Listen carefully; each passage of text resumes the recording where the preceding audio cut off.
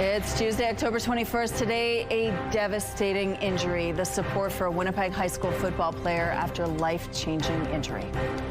A multi-million-dollar refresh when a popular public pool will be draining its tanks for repairs. And a moment fans have been waiting for. An emotional comeback victory sends the Toronto Blue Jays to the World Series. Your Morning Winnipeg starts right now.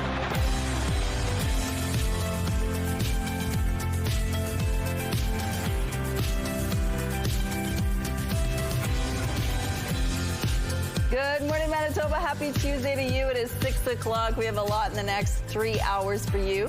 Ainsley McPhail is continuing her journey and getting spooked throughout the morning. She is at the Marine Museum Halloween Haunt, which of course is in Selkirk, and she's going to be on those vessels showing us around. There's a lot of ghost stories on those ships, so we're going to find out a little bit more about that.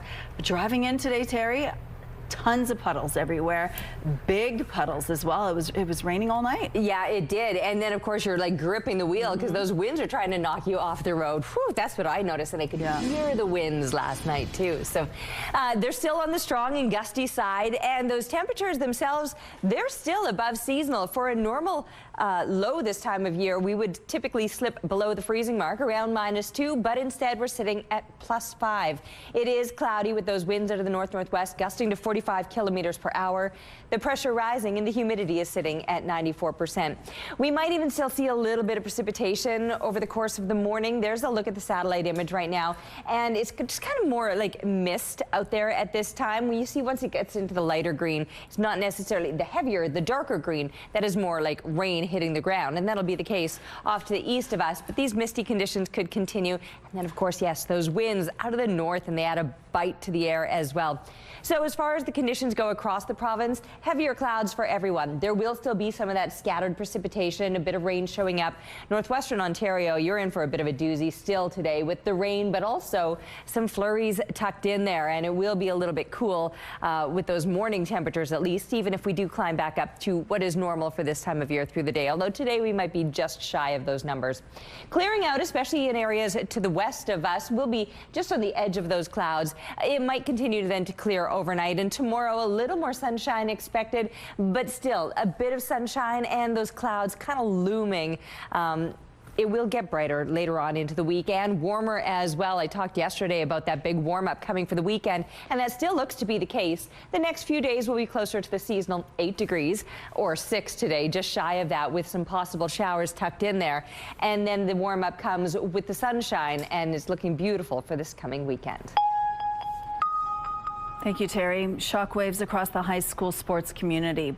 A life-altering neck injury sustained during a Friday night football game has left a grade 12 student in intensive care and his family desperate for help. According to a GoFundMe for the player, his road to recovery will be a long one. CTV's Jeff Keel explains what happened. Winnipeg's football community is rallying around a high school player who sustained a life-changing spinal injury. This student saw it happen. The whistle blew and they started to play, and then like the heads bammed, and then next thing you know he was unconscious on the ground and the game just stopped. Winnipeg High School Football League Commissioner Jeffrey Bannon says on Friday night during a game between Sisler and Tech Vaughan at the Nomads Field, a grade 12 Sisler student suffered a tragic neck injury.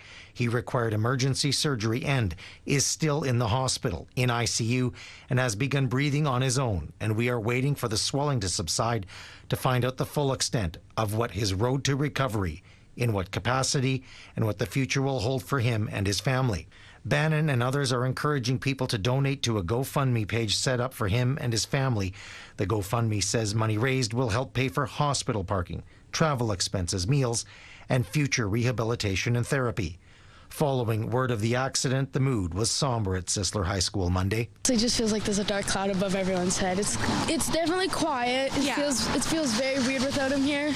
I was like shocked, speechless. I could not even think. The GoFundMe says every donation, prayer, and message of support helps. And while the road to recovery will be a long one, he is strong. He's very kind. He's very generous. He's like the type of person where if you're in need of something, he'll be there. Jeff Keel, CTV News, Winnipeg. A family member told CTV News it was a bad collision and a fluke injury. He says the player is a great kid, a respectful young man who fell in love with football. The goal of the GoFundMe is to raise $26,000. As of this morning, more than $24,000 has been raised. A new report shows the Manitoba government is taking longer to respond to freedom of information requests and is collecting more money from people seeking these documents. The province's annual report on its freedom of information law says 55% of requests were completed within the law's guidelines, which is 45 days. But that number is down considerably from previous years. The report says the government collected $13,000 in fees from applicants last year. That's more than 3 times the amount charged the previous year. Finance Minister Adrian Sala says processing requests slowed down as they centralized the system. He says that's being addressed. As for fees, Sala says the government is standardizing its approach and applying allowable fees, which may not have been charged previously. Time is running out for Seven Oaks Pool. In less than 2 months, the city plans to shut it down for more than a year. The city is closing Seven Oaks Indoor Pool so it can get a $3.5 million refresh. It will receive concrete structural repairs, waterproofing, and tile replacement. As a result, the main tank will be closed for as long as 14 months. The kiddie pool and splash pad will remain open during the majority of the renovations. Ottawa has announced its plan to tackle financial crimes. My aim is to go after organized crime, is to go after those who scam and defraud Canadians. Finance Minister François-Philippe Champagne says the anti-fraud strategy will be introduced as part of the upcoming federal budget. There will also be an agency targeting money laundering and online fraud. Canadians lost an estimated $643 million to fraud last year. That's almost 3 times the amount since 2020. The Q Millennium Seed Bank is still taking deposits. The bank was set up 25 years ago to help prevent plants from extinction. More than 2.5 seeds gathered from around the world are kept in a vault deep underground. The collection is still growing, but curators say that's just one part of the project. The other part involves putting some of those seeds back in nature.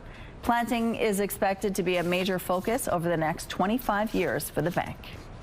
Doctors are trying a new way to manage pain. When you are fearless. At UC San Diego Health, singers and musicians are part of its pain management team. Recent studies show listening to music can lower the perception of pain or raise a patient's ability to tolerate it. No one is saying music can eliminate serious pain, and the science is still being studied. What seems to help is when patients listen to the music carefully instead of treating it as background noise. Anyone who's ever been moved by a performance knows how important art and culture can be. And now, a new report is showing the financial impact of the arts to Manitoba's economy. According to a new report by the Manitoba Arts Council, the arts and culture sector adds more than $1.75 billion to Manitoba's economy each year. That's roughly 3% of Manitoba's GDP. Officials say it's similar to the amount gained from the commercial construction industry. So when you add this up, the Arts Council says it means for every dollar spent, $10 was generated from other sources. It also sustains over 20,000 jobs. We see that well over 1.7 million Manitobans engage in arts and culture activities every year. And of course, we know that it contributes to healthy humans through arts education and in so many positive ways. The study also indicates art and culture plays a big role in tourism. It found tourists participating in arts and culture spent more than $477 million in 2023, twice as much as non-arts and culture tourists. The Toronto Blue Jays have clinched their spot in the World Series in dramatic fashion. Comes the 3-2. He got him!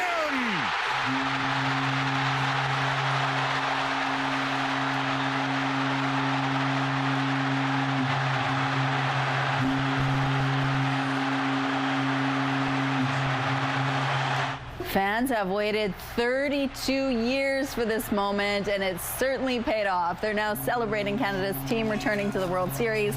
An emotional Vladimir Guerrero Jr. savoring a thrilling 4-3 comeback victory against the Mariners. The Jays will face the Los Angeles Dodgers. Game 1 of the World Series is in Toronto Friday. Taking a look now at what's going on the Norwood Bridge.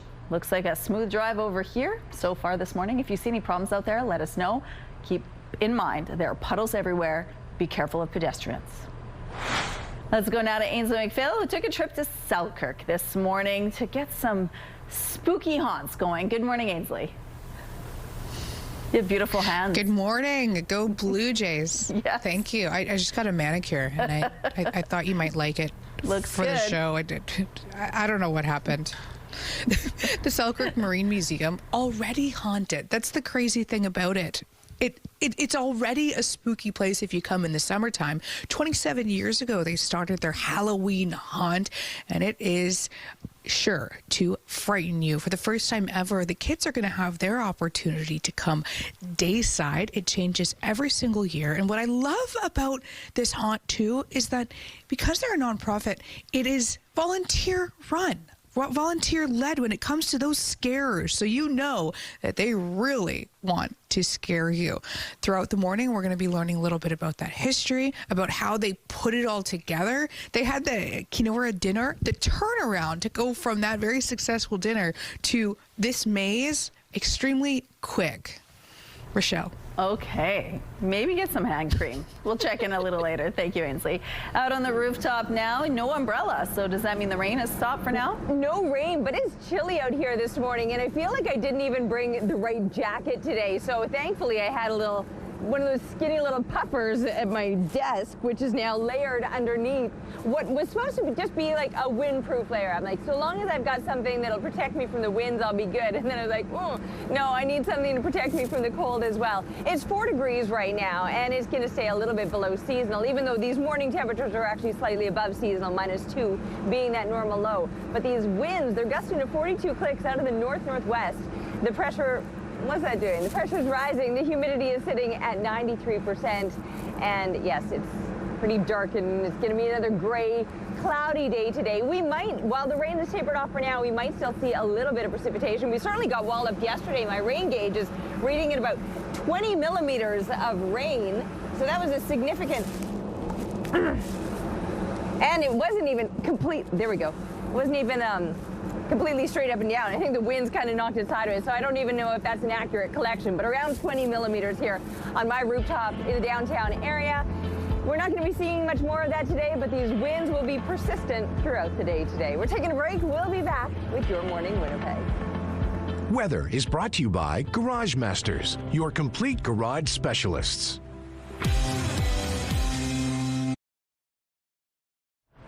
A couple says they're taking things hour by hour after their home was gutted by fire over the weekend. This is all that remains of Dallas Moore's childhood home just southwest of Selkirk, where he was living with his partner and infant daughter. The couple says they left their home for about 20 minutes Friday evening to pick up food and return to a house filled with smoke. Moore says as soon as he opened the door, a rush of oxygen ignited the flames and the house was soon engulfed.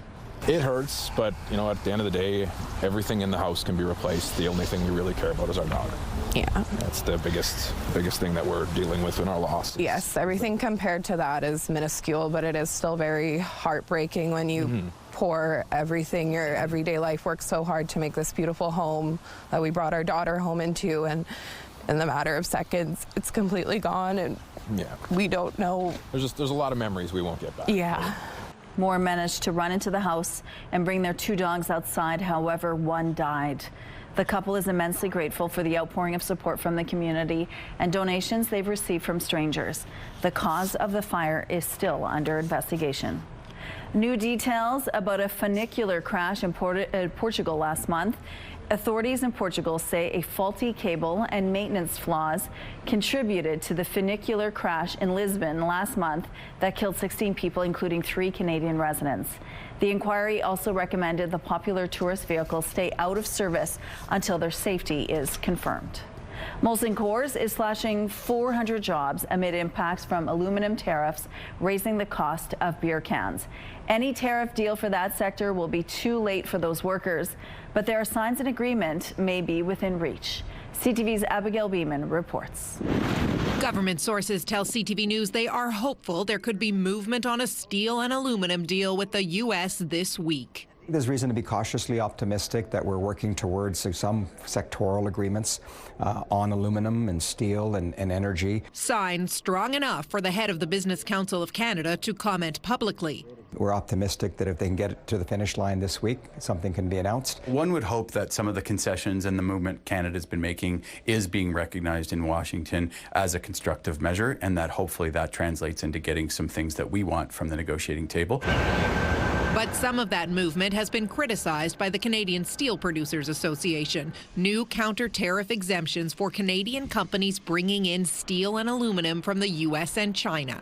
So you're talking about a very small group of very specific products that needed to enter Canada to maintain the supply chain. The whole point was to choose products that we don't make here in Canada. Keenan Loomis represents Canadian steel fabricators and says the decision to exempt I-beams specifically is critical to about 500 Canadian businesses that work with the U.S. This is really, really impactful when it comes to projects where my guys are working on American projects and bringing in the steel, engineering it, fabricating it here in our shops here in Canada, and then sending it back to the U.S. The focus now, whether there will be a sectoral deal reached this week or during the Prime Minister's upcoming trip to Asia, where both he and the American president are expected to attend the APEC summit. Canadian snowbirds visiting the U.S. for more than a month are now required to provide fingerprints when crossing the border. According to U.S. Customs and Border Protection, as of last April, some Canadians planning to visit the U.S. for more than 30 days are required to complete a form. The application forms ask for personal details and data collection like fingerprints. It requires anyone over 14 years old staying in the U.S. for more than a month to register. The rule does not apply to Canadians visiting for less than a month or those with Nexus clearance. A popular pumpkin patch in St. Andrew says this is its last season. Schwabe Pumpkins shared the news in a social media post Sunday. It comes more than a month after a September frost forced an early harvest. The family farm has been in business since 2005. Schwabe Pumpkins did not give a reason for the closure or share exactly when their last day will be. CTV News has reached out for more information. A momentous goal that'll go down in hockey history. Last night's Winnipeg Jets game in Calgary featured a moment fans have been waiting for a long time. Crisp pass back. Niederreiter to Pionk. Wrist it through. They score! And there it is. Jonathan Toews with his first goal. That Jonathan Toews power play goal helped get the Jets on the board, and Mark Scheifele secured the lead. Jets won 2-1. Winnipeg hosts the Seattle Kraken Thursday night. Puck drops at 7 p.m. And some road closures to remind you about this morning. The northbound curb lane is closed on Balmoral between Ellis and Sargent. All eastbound lanes are closed on Mountain from Fife to McPhillips. And starting today, both median lanes and the eastbound curb lane will be closed on Portage between Vernon and Trail. If you have any other traffic tips to share with us, please text them to us at 10400. Traffic is brought to you by Mr. Lube Plus Tires. Open late, ready when you are. And a look now through the Bath Fitter Live Eye. Bath Fitter, your bath and shower experts for more than 40 years. Does it look cold out there? It feels chilly. I promise you that. I needed the extra layer on this morning, and I would recommend that you bring one as well. A windproof layer as well as a little something. I thought that all I needed was that windproof layer, but then it turns out I needed a little something underneath that as well. So make sure that you're nicely bundled up for what Mother Nature is dishing up this morning. 4 degrees right now is where we're sitting, with similar temperatures all through the south, which are still above seasonal, -2 being a normal low. Closest that we're seeing coming to that is Roblin, right at the freezing mark. Swan River also coming in at 0 degrees this morning. And even northern Manitoba on the plus side of freezing, well, or at least at the freezing mark, with Thompson and Lynn Lake coming in at 0 and everybody else at least a degree or 2 above that. But we've got the heavier clouds across the entire province, and that chance of precipitation still not just through parts of southeastern Manitoba, most definitely definitely through parts of northwestern Ontario, where you're seeing not just rain, but a little bit of snow tucked in there as well. As we continue on throughout the day today, the winds will certainly be probably the most annoying factor of today. Temperatures getting up to 6 degrees and then kind of holding steady. When 8 degrees is normal for this time of year, we won't be again making those massive gains, but we're not going to be massively off of what is normal for this time of year. The winds, however, will be a factor, and these cooler temperatures for one more day before we're back to seasonal and the sun busts out, warming us up even further as we're looking ahead to a beautiful mild weekend. There's two types of dogs in the world. There's Barley out in the rain with a big old smile on their face, looking like they're loving it. Thanks to Martha for this picture. And then there's Sophie out in the rain, looking a little bit miserable. This is Director Kim's dog, and I can't tell if it's the weather that she's miserable about or that outfit. Anyway, thanks for the photos and keep them coming to Winnipeg Weather at CTV.ca. We're taking a break. We'll be back with Your Morning Winnipeg.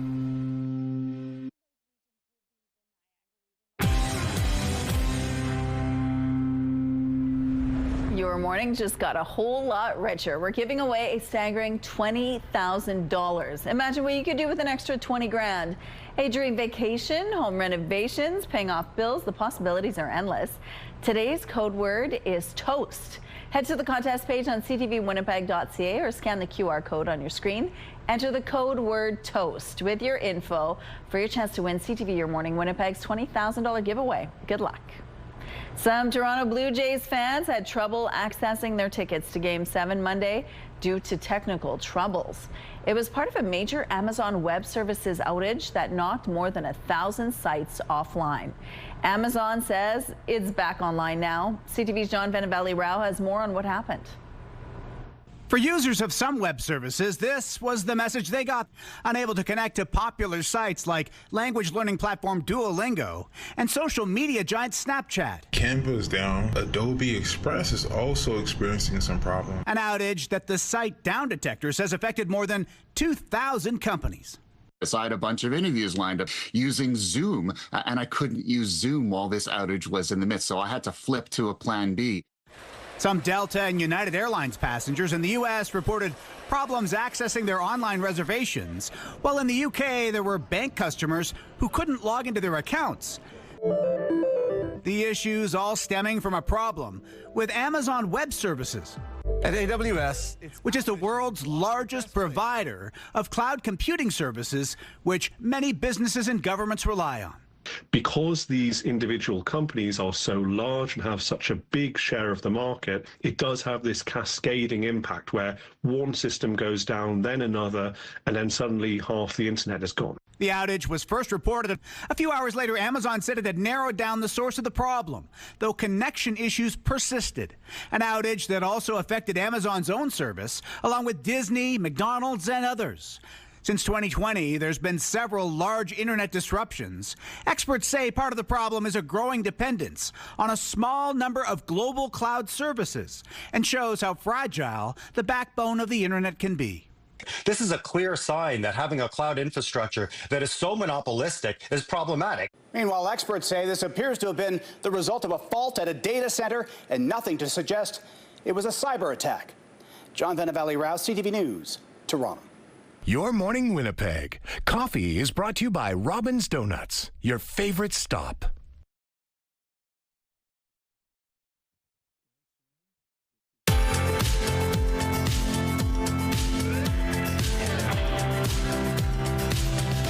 Let's bring in Terry now. That rain just won't stop, and there's puddles to prove it. Yeah, the puddles are big. The winds, those puddles out there this morning, you could surf on them, I swear, because So the dangerous. winds are going to be creating these waves. That's the bigger issue, I think, that we're going to deal with today. It's not so much the rain or the lack of sunshine. The rain actually has tapered off. The lack of sunshine will certainly, you're going to notice that as these heavier clouds hang around throughout the day. But these winds shaking our camera out there as they're gusting out of the north-northwest to 42 kilometers per hour. With the pressure rising, the humidity is sitting at 93%. So there's that dampness to the air, of course, from all of that rain that fell, but then a bite from those winds, which out of the north, they just have that additional oof throw those extra layers on, you'll certainly be glad that you did. Here's a look at the satellite image, and what we're seeing over the southeast right now isn't necessarily rain. Once it starts to get into that lighter green, it's just kind of more like of a mist, or that precipitation that kind of lingers in the air and doesn't reach the ground, whereas the darker green, that is most definitely reaching the ground. And you're seeing not just green, a little bit of the like pinks and the grayish color in there, some mixed precipitation in parts of northwestern Ontario. So just prepare yourself for a bit of a, not a miserable day. I don't want to be like that and be like Sophie, the dog, who you just saw in our last weather hit, was looking miserable with the weather. And if you're not properly dressed for it, you too will be miserable, although Sophie maybe was miserable because she was dressed for it. Anyway, 6 degrees is what we're looking at for a high, with those winds out of the north gusting to 60 kilometers per hour. The rain tapering off, but the winds remaining strong, and the heavier clouds, they're likely to linger throughout the day. Down to 0 degrees overnight. This is still keeping us above seasonal. Normals would be around -2, slipping below the freezing mark, but that won't be the case for us, as we're clinging to the freezing mark and back up to a seasonal 8 degrees tomorrow, with a little more sunshine expected. And once those winds ease later on into the evening overnight, they should remain moderate throughout the day tomorrow. After that, that sunshine continues to warm us up. We got a beautiful weekend ahead with above seasonal temperatures, as the mercury is climbing up into the mid-teens, and it's going to stay above seasonal even with more precipitation into the start of next week. 5 years after she disappeared in a case that involved close to 60 police officers, RCMP have made arrests in the murder of Melinda Lynxleg. RCMP say 3 men are in custody, all charged with second-degree murder, and offer indignity to human remains. Lynxleg was from Valley River First Nation between the towns of Roblin and Dauphin. Her sister reported her missing in April of 2020. 3 years later, in June 2023, her body was discovered at an abandoned property in San Clara, a small community north of Roblin. Lynxleg was 40 years old when she disappeared. At Monday's announcement, one of her 6 children shared a heartfelt statement about losing her mother. As Melinda's daughter, I have been grieving her loss for years, living with the pain that never ends. Growing up without her meant missing the love and guidance every girl deserves from her mother. The laughter and moments often daughters share with their mums are things that I will never have. The loss has left an ache in me and in all of us. RCMP say this was an extremely complex investigation. Dozens of officers took more than 150 statements, and it took investigators thousands of hours to pore over the evidence. On Monday, RCMP thanked community members and others who came forward with information. They say it was crucial to making arrests. 3 suspects are now facing charges. They include 42-year-old Kirk Kenneth Allery from Roblin, 38-year-old Miles Malcolm Allery from Russell, and 46-year-old Billy J. Lynxleg from Valley River First Nation. All 3 will remain in custody until a future court date. None of the charges have been tested in court. RCMP say their investigation is ongoing. Officers are now interviewing the suspects and getting more information. Whether that information will lead to more arrests is unclear. The federal budget is a little more than 2 weeks away, but today we're getting a glimpse of how the government plans to tackle a problem that costs Canadians $643 million a year: fraud. CTV's Mike Le Couture now on the plan. Budget 2025 will introduce Canada's first ever national anti-fraud strategy. The strategy is also coming with a new agency that will target money laundering and online fraud. Canada plans to collaborate with other countries to target those transnational crimes. We're talking to the FBI, we're going to talk to the financial crime unit in the UK, but you know, my aim is to go after organized crime, is to go after those who scam and defraud Canadians. There's no doubt that it's really late in the game. Cybersecurity experts point out the Liberal government promised a financial crimes agency 5 years ago, and they say this multilateral collaboration with other countries is key to catching these types of criminals. There's a culture of cooperation that needs to be built within our regulatory institutions, within our law enforcement, and within the financial system. That's partly why the government will amend the Bank Act to require express consent from account holders before enabling services like e-transfers. They'll also require banks to have policies and procedures to detect consumer-focused fraud.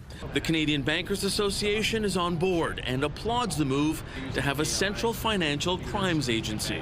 There's a lot of skills that involved, the white collar, the movement of money, the complexities, and so having people that can be focused on that would be critical. This is one of the many pre-budget announcements the government is making leading up to November 4th. And today, Conservative leader Pierre Poilievre called on the Prime Minister to keep the deficit under $42 billion, something Mark Carney has already signaled will not happen. You'll soon have an easier time learning Indigenous languages thanks to 2 new post-secondary programs. The province is putting $4.5 million towards new programs at University of Winnipeg and University College of the North. The U of W is establishing a Bachelor of Arts in Indigenous Language Immersion in Ojibwe, and UCN is creating a new Bachelor of Indigenous Languages program for fluency development in Cree. Both programs are expected to start in January. The sun may be setting earlier now that it's fall, but a Hindu festival lit up Winnipeg skyline Monday night. Rain didn't stop a Diwali fireworks display from setting the tone for the Festival of Lights. More than 1,000 people gathered at the Hindu temple on St. Anne's Road to take in the festivities. Hindu Society President Anita Roy says Diwali celebrates victory over darkness and prosperity. It's bring the family together. We celebrate together Diwali, and it's the main celebration of the lights. We lamp the light, but in the temple we can't lamp, so we do the like the electronic one for the lamping. Yeah, because of the fire regulation. And yeah, it's just celebrate together. It's bring everybody close together. And this was one of 2 celebrations being put on by the Society. Diwali ends tonight. Here's a look at what's going on now in traffic along McPhillip Street. It looks like things are moving quite well despite all the puddles out there. If you see any issues out on the streets, please let us know. Text them to us at 10400. And let's look at your gas prices. The Canadian average is $1.30. The provincial average is lower at $1.20. In Winnipeg, the average is $1.19. And the lowest price in Winnipeg is $1.08. All this info is on GasBuddy.com. The Price at the Pump is brought to you by the Kidney Foundation. Help by donating your card today. Coming up, a Halloween haunt at the Marine Museum in Selkirk. Stay with us for more.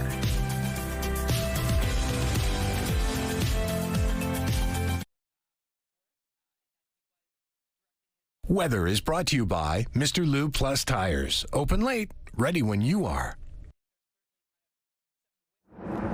All right, I've been saying this morning that you need the extra layers on. I didn't actually come with enough. Thankfully, I always keep something at my desk, so I threw something on underneath here. But now I'm thinking for my walk home, I'm going to have to dig out a toque. I'm sure I must have one at my desk somewhere, but what you'll want is your ears covered up in these winds today. That's the biggest factor, is the strong winds that are right now gusting to 42 kilometers per hour out of the north-northwest. So there's just that additional north biting wind to that. And our temperatures, even though they're above seasonal right now, they're not going to make impressive gains today. So we're at 4 right now, but we're probably going to be topping out at about 6 degrees today, which will then actually be slightly below seasonal as far as daytime highs go. It's dark out here right now. It's cloudy too, but we're not seeing any of the rain. That itself has tapered off, at least for now. We may see some scattered showers today. Areas to the west of us, southwestern Manitoba, will be a little bit brighter. That'll be your best chance of sunshine today. For northern Manitoba, you too will have some extra clouds. That's what we can expect pretty much throughout the day today. Let's check in now with Ainsley and see how she's faring. Ainsley, what's going on? We're in Selkirk at the Marine Museum for their Halloween haunt, and I can tell you already, Terry, I'm spooked. Shay Nordell joins us now to tell us all about it. 27 years you guys have been doing it. Does it feel like that? It does not. I don't know where time has gone, but yeah, 27 years is pretty significant. Mm-hmm. You've brought some friends with you, at least to this level, to our immediate right, kind of going with the fisherman's theme. Absolutely. I mean, you can't go anything other than nautical when you're on a ship. How does it all work when you guys are putting this together? Well, we start planning a little in advance and getting ideas for our different displays that we want to do. And then we do all the prep work behind the scene with some volunteers and try to get people to come down and prepare to ship their pants. I knew you wanted to get that one out. This guy's got something to say, too. Ooh, okay. Over the almost 3 decades, how has this evolved for your team? Well, we started off 27 years ago just attracting people to Selkirk and having an off-season event that would maybe draw people back for our summer season. And it was more kid-friendly back then, a couple volunteers, and now we've gone full out Fright nights and daytime family-friendly events. Mm-hmm. And adding that component, the daytime component for the little ones is fairly new to you. It is. This year is our first year of doing Shivers at the Ships, and it'll be this Saturday from 1 to 4 p.m. When it comes to the scares themselves, you guys are not-for-profit, so these are volunteers. These are all volunteers, yeah. We are nonprofit. All money raised goes towards the preservation of the ships and the museum itself. And yeah, we have no problem getting volunteers. They love to scare people. So that was my next question. Why would they want to do this? For the love of scaring. Oh, there's people who want that. Yeah. Got it. Okay. Yes, what's the window people can come? We're open this weekend, Friday, Saturday, Sunday, 6:30 to 9:30 p.m. for the Fright Nights, and 1 to 4 p.m. for our Shivers at the Ships. Okay, we're going to give you more coming up throughout the morning. CTV's Your Morning.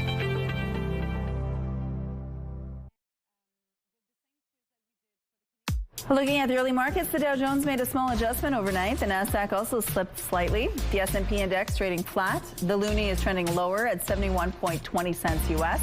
The Hang Seng added 168 points, and the Nikkei index is up 130 points. Good morning. It is 6:46. A Winnipeg musician woke up to a surprise on Thanksgiving. She says her music was on someone else's track. She's sure it is AI generated, but proving that is far from straightforward. CTV's Harrison Shin explains. Take a listen to this song. The lights are low, the air feels thick tonight. It's called Velvet Desire by an artist named Nymphox. Now listen to this. You're carved from chaos, goddess in lace, and I swear. This is Velvet Vice, a song released by Jody Lang and her husband going by Hexa Moon. Their music is regularly uploaded to a number of streaming platforms, but this is first time Lang feels like AI may have stolen her talent. I find that a lot of the similarities are between the track titles and the songs. Lang alleges Nymphox used some of her own made-up language for their songs. My voice singing a song I never wrote and I never sang, and it absolutely terrified me. That's something Nymphox strongly denied. In an email, the artist says, in part, quote, no real human voice was used, cloned, or replicated in any part of Nymphox's work. David Gerhardt, computer science professor at the University of Manitoba, who could not comment on this specific case, said in general, the line between original work and AI is blurring, but proving it and preventing overlap is not easy. The problem is that AI is so ubiquitous, it's difficult to constrain those kind of behaviors, and so people then have to use legal means as opposed to technical means to do that. Lang filed complaints to a number of platforms. An email from Spotify said they would take down Nymphox's track as a preventative measure. CTV News did not hear back from Spotify. Lang says the whole thing is disappointing, but it won't stop her from putting out content. Go out and be the best you that you can be. Harrison Shin, CTV News, Winnipeg. More than 200,000 liters of raw sewage leaked into the Red River this weekend. The city of Winnipeg says power failures at 2 lift stations are to blame. The city says on Friday at noon, power failed at the Marion lift station on Lyndale Drive. An estimated 140,000 liters of untreated wastewater emptied into the Red River in the 40 minutes before crews arrived. They closed the outfall gate and a mobile generator was brought in. Manitoba Hydro restored power shortly after 5 p.m.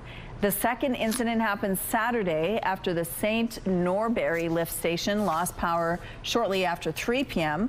An estimated 80,000 liters of sewage spilled into the Red River before crews closed the outfall gate shortly after 5:15. Crews then brought in a mobile generator. Hydro restored power to the station at 7 p.m. Conservative leader Pierre Poilievre has put out a follow-up statement on this comment he made about the RCMP. The leadership of the RCMP is frankly just despicable when it comes to enforcing laws against the Liberal government. In an interview posted on the YouTube channel Northern Perspective last week, Poilievre accused the RCMP of shielding former Prime Minister Justin Trudeau from criminal charges. The Conservative leader released a statement yesterday which says, "I stand shoulder to shoulder with the brave men and women in uniform who put their lives on the line every day to protect and serve. My comments were directed to former RCMP Commissioner Brenda Lucki, who has a lengthy track record of publicly documented scandals, deception, and political interference to the benefit of the Liberal government." Poilievre also wrote, "We called for her resignation. We stand by that call to this day." Some road closures to remind you about this morning. The northbound curb lane is closed on Balmoral between Ellis and Sargent. All eastbound lanes are closed on Mountain from Fife to McPhillips. And starting today, both median lanes and the eastbound curb lane will be closed on Portage between Vernon and Trail. If you have any other traffic tips to share with us, text them to us, please, at 10400.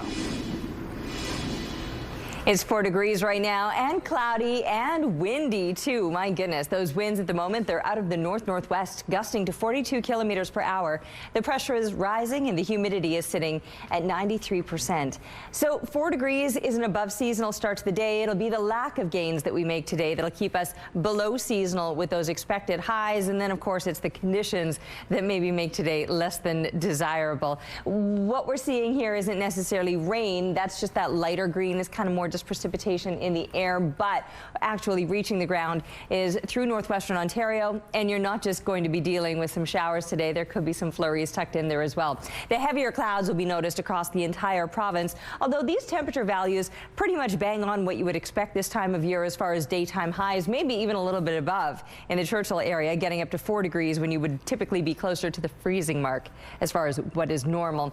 But yes, there will be a lack of sunshine across the entire province, although as I say that, here in the southwest will be your best chance of enjoying the clearer sky and a little bit of sunshine today, and maybe then some slightly warmer temperatures, although not by much. Probably not really at all. I'm talking mostly about that 7 degrees in Brandon, which might beat us by a degree, although there might be a couple of places here in the southeast that get up to 7 as well. 8 is in fact normal for this time of year. And we do still have the possibility of some scattered precipitation here in the southeast, but more so further east of us throughout northwestern Ontario. Not just the showers, but perhaps even a few flakes of snow. Some wet snow could be tucked in there as well with these cooler temperatures this morning. 6 is where we'll top out today, but we'll get back to a seasonal 8 degrees for the next couple of days toward the end of the week and throughout the weekend, pushing above seasonal as the sunshine continues. Thank you, Terry. There is growing concern for owners of certain properties after a recent BC Supreme Court ruling. CTV's Andrew Johnson explains what's prompting it and the stakes. That's here. That's us for sure. That's the condos right there. Angela Smith received a letter last week explaining she could one day lose her retirement condo. Oh my gosh, it was complete shock and disbelief. Smith's property borders the Fraser River in Richmond. The area was once a summer fishing village for the Cowichan tribes. Following the longest trial in Canadian history, in August, the BC Supreme Court sided with the Cowichan in a lawsuit against the federal and provincial governments, the city, and 2 other First Nations. Our lands were taken. Our fishing rights were denied. Our voices were silenced. But we remembered. The ruling grants the Cowichan fishing rights and title to 7.5 square kilometers of land. My property that we owned, worked hard for our whole life to pay off and pay for, is now part of another property grab. We're opening a door to complete pandemonium, in my opinion. The letters warning property owners came from Richmond's mayor, who calls this one of the most consequential rulings in Canadian history. Potentially, it undermines the entire land title system that we have in this province and for much of Canada itself. No one from the Cowichan tribes was available for comment. The city and the province are appealing the ruling. The premier said clarity for property owners is needed urgently. In the appeal, of course, we are arguing to defend those private property rights of those homeowners and for certainty to ensure that businesses can make the decisions to invest that they need to make. That certainty likely won't come anytime soon. The appeal could be tied up in the courts for years. Andrew Johnson, CTV News, Vancouver. Haunted, spooky, or just plain fun. Here at Your Morning Winnipeg, we love Halloween, especially those decorated yards and homes. And that's why we're looking for a Halloween house to highlight during our October 31st show. If you think yours fits the bill, you could win a $500 gift card from St. Mary's Nursery and Garden Center and have the chance to show off your Halloween house live on Your Morning Winnipeg with a visit from Ainsley McPhail. To enter, head to our contest page at ctvwinnipeg.ca, fill out the form and submit some pictures. Good luck. If you've been to the grocery store recently, you may have noticed the high price of Canadian beef. There is a cheaper alternative, but it's not homegrown. CTV's Kathy Lee has more on the top countries Canada is importing from and what it means for the industry in Canada. They are the embodiment of a rancher's purpose, a lifeline for Dylan Biggs and his family. There have been good decades, but also many challenging years. In 2016, we had 7 good years. We went through a drought right through to 2024, and so our cow herd has been cut in half. Shrinking cow herds in Canada is one of the reasons driving up the cost of beef, because there isn't enough to meet the demand. There are cheaper beef alternatives at the meat counter, but they're not homegrown. In fact, some Canadian grocery stores sell beef all the way from Australia and New Zealand. Because other countries can do it cheaper. They don't have to deal with winter. Canadian government data shows the majority of imported beef still comes from the U.S. But between 2014 to 2024, the percentage of imported beef from the U.S. has decreased from 67% to 48%, while imported beef from all other countries, including Australia and New Zealand, has increased from 33% to 52%. We're seeing an increase in these imports because grocers are trying to offer people an alternative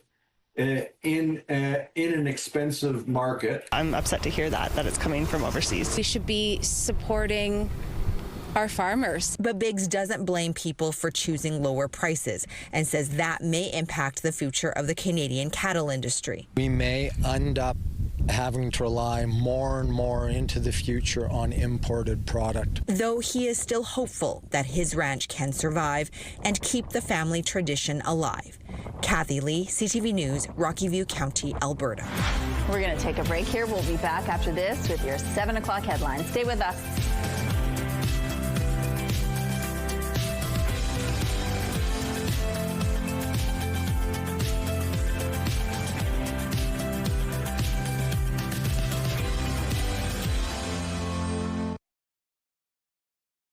It's Tuesday, October 21st. Today, a tragic incident, how a football collision has left one young player with life-changing injuries. Plus, picking up the pieces, what a Manitoba family is saying about a fire that destroyed their home. And one final season, which popular pumpkin patch announced is closing. Your Morning Winnipeg starts right now.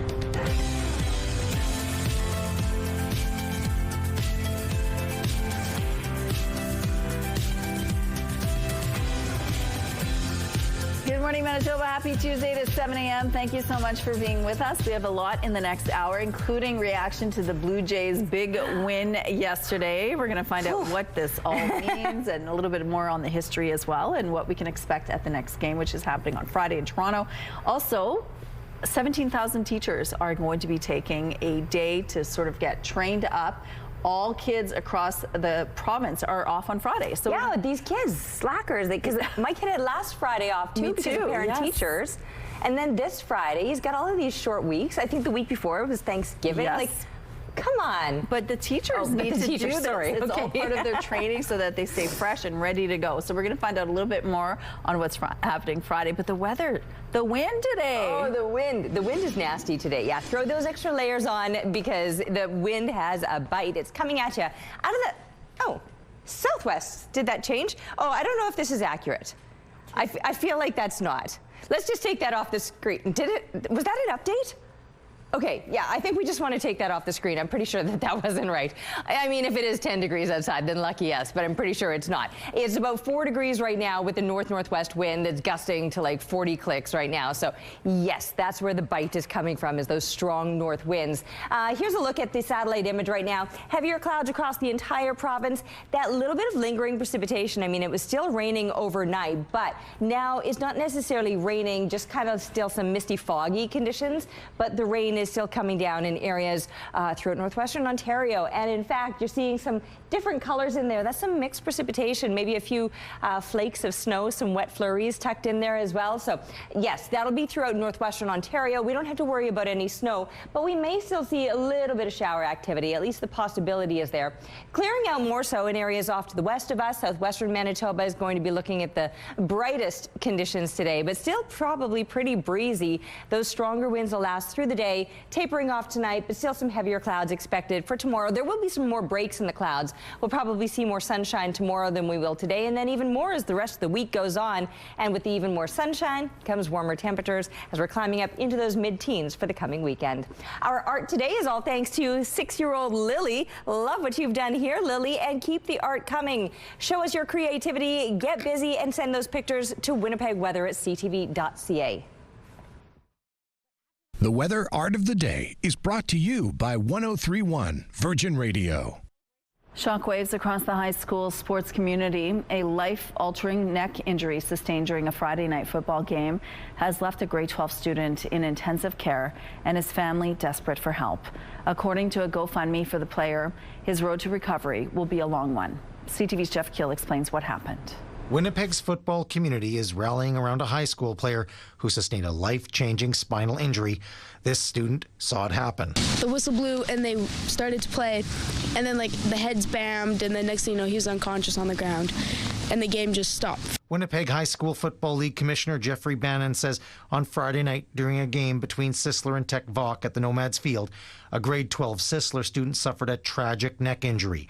He required emergency surgery and is still in the hospital in ICU and has begun breathing on his own, and we are waiting for the swelling to subside to find out the full extent of what his road to recovery, in what capacity, and what the future will hold for him and his family.